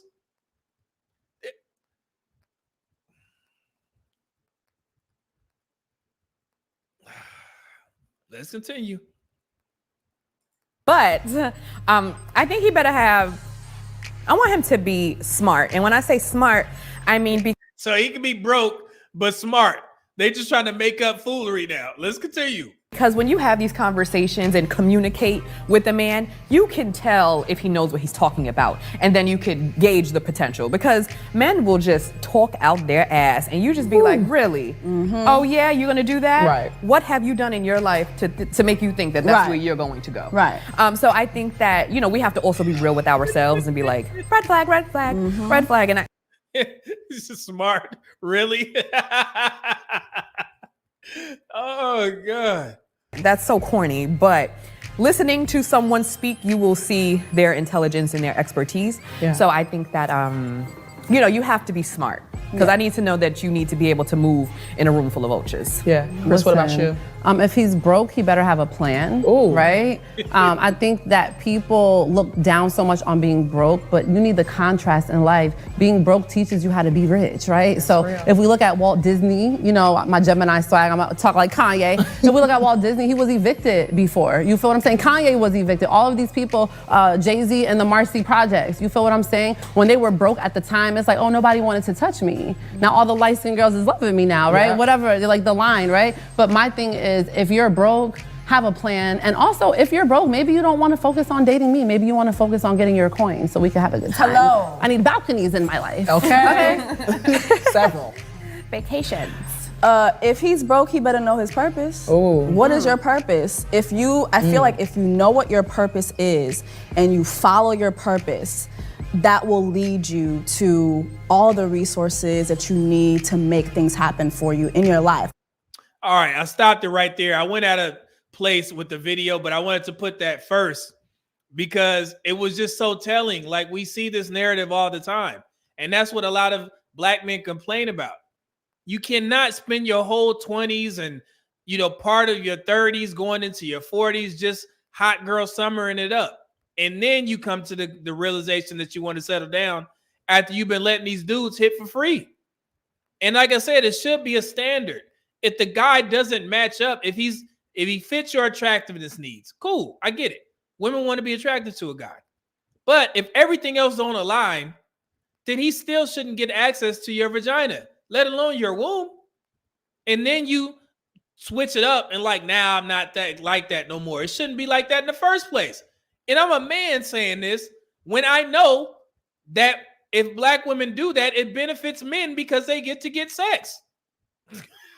And I'm sitting there telling them not to do that to the detriment of horny men. But they ain't gonna listen because I got a tie on. So, all right, let's continue. Which brings me to the question of the day. Are we living out antiquated notions when it comes to men and money, especially if we want to be equal in our relationships? Ladies, I want to hear from you. So I don't think that we are living out. I think we're growing out. And we're seeing that because Twitter, Black Twitter especially, has been talking about $200 dates for the last 7 years. Oh my God. So this conversation around men, women, and money, we've been having it. And I think that the more we get into our bags, the more it comes to the surface. Yeah, and I think the conversations around 50-50 is now a big topic because we have popularity around songs, from the City Girls, and it's like, cash at me, or can you pay my bills? Right. Now, it's coming from a place where women, I think that we've had to overcompensate a lot. So now we're like, I need someone to fill my cup over, but I think when it comes to the 50-50 aspect, I'm not opposed to 50-50 because I just feel like we're two individuals, two humans. We both have things that we want to do individually. Yeah. So when you contribute to a pot, that leaves room for individuality. What you think, Jesse? I'm not for the 50-50. I feel like even though I'm doing great for myself. I still want to feel like a damsel in distress when I come home. Like, so I want you to pay all the bills, like I do. And I want you to do all the, I don't know, the manly things, like fix shit. Yeah. You know what I mean? Like, you know, come to my rescue when things are going wrong in the house. And although I am like a leader in the workplace, when I come home, I'm a cook, I'm a clean. Like, I will be submissive to my man if my man is a man and he's doing what he's supposed to do. So back to the whole. That's a little cringy. I don't know. So right there, let me stop it right there, guys. So remember, like I said, I have questions for Black women. Why do you have to put that caveat in there? If I will cook and clean if my man is doing this, this, and this. Why the hell would you marry a guy who's not doing this, this, or this? How does that happen? Why does every time we have these conversations, it goes to the negative? If. Why are you there in the first place? And the same thing for a man who is with a woman who won't cook and clean and won't take care of him. Why are you there? But I tend to hear this more so on the women's side. Like, it's always if he's doing what he needs to be doing. How did he get access in the first place? Yo. My God. And then I don't know what these ladies do, but they on the show. They may be getting paid well. You know, who knows? But do you think this applies to all Black women based off of the McKinsey report that we just went over? Does this apply to all Black women who have, I'm doing well for myself, you know, and I still don't want to go 50-50. I don't want to pay no bills. How are you just going to say something like that? What happens to your money realistically? Like, what? Oh my God. Yo. All right. Wait. Remember the asterisk? Yeah, My what's the answer? asterisk? The asterisk there, Okay. my answer is that I would love to have the man pay all my bills, but I'm okay being in a setting where if that's just not the case, that's just not what our situation is. I'm okay with going 50-50, but I do love a gender role because I do love a man who is like, okay, I'm gonna do this and it's okay. Yeah. Like, I'm unabashed about it. I like what I like. Come on, And- unabashed. Okay. So when it comes to that, I do like you to fall into some roles because if I be like, okay, you know how to do this grill and you know how to take out this garbage. No, that's real. And I'm gonna prep the food though, and let me be a woman and I'll let you be a man. It's like That's- Okay, we're gonna stop it right there, guys. So what I want to do as a bonus to this, I want to expand on this 50-50 conversation. Now that y'all know the statistics and all this stuff, I think it's about time that we open up the panel. We open up the panel and let y'all cook. And it's not just for men. I want the women to be on it as well. I may come back here on Wednesday, but definitely within the week. And I'm going to open up the panel. And I want to discuss the realistic version of how the Black community is set up. Now that you guys know the statistics, it's not going to be based off of what you want.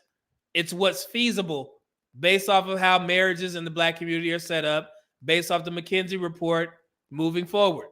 So I definitely will open up the panel so you guys can cook, and we're going to have a real discussion, an actual solution-based conversation instead of going off of feelings and, you know, I make this much, because a lot of people lying out here, right? It's what it is, man, but we're going to get to it. Let me get these last super chats before we get out of here. All right, I'm DPP, said, fellas, this isn't the time to risk. Oh, I got that one. My bad. Thank you, brother. KMH090 with the 1999 super chat said, most informed folks knew these talking points, but to see the numbers is like tracking calories. It shows you exactly how you're not meeting the goal. Yeah, man, it's tough, bro. Thank you. I am DPP, fellas. We do as our ancestors. They was big on self-education and seeking knowledge. Digital assets, aka cryptocurrency, will be the newest asset class, fellas. We need to educate ourselves. Do not wait to be told. Absolutely. Good message, brother. Thank you. Trace, what's going on? 199 Super Chat said that Angel share came in and I'm loving it. Meaty man. Hey, I told you, brother. I got, matter of fact, before I get off, let me show y'all something real quick. Hold on. Charles McCullough, $5 super chat. Semper Fi from King Street, South Carolina. My man, my best friend, who I consider my brother. He lives in Charleston, South Carolina. My best friend, best military friend, man. I love it out there. He had a huge house. Married, he's been married for, I think it's going on, I want to say 20 years. Yeah, 20 years, I think. I think it's 20 years next year. Yeah, it's a good stand-up brother, man. Dante Brown with the $2 super chat said everyone she named is an MK Ultra asset. Dante Bryant, $5 super chat. Is that the chick that was advocating for black women to squirrel while condemning black men who do the same thing? Yeah, that's Jessie Wu. She been saying that for a while, man. And black, they can do what they want. The white men's problem now. So MC Recovering Relapse with the $2 super chat. Unbelievable, clueless to mission of submission. That's cold. I like that. Thank you, brother. So yeah, but before we get out of here, since y'all want to mention Angel Share, who was that? Trace? You just mentioned that? Angel Share Cologne. Hold on. Let me give you, I'm going to put y'all up on game on another gym. Give me 1 second. Listen to some of these smooth tunes while I go run to the. Hold on. I got you.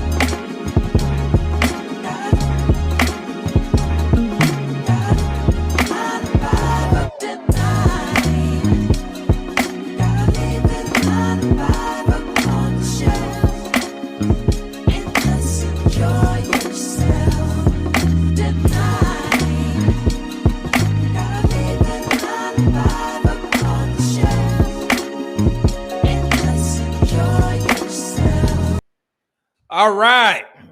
I had to run to the room real quick. Look at this. Wait, no matter of fact, let me show you a picture. I know y'all gonna be like, what? Here we go. Check this out. For my fragrance lovers. Look at that. What y'all see there?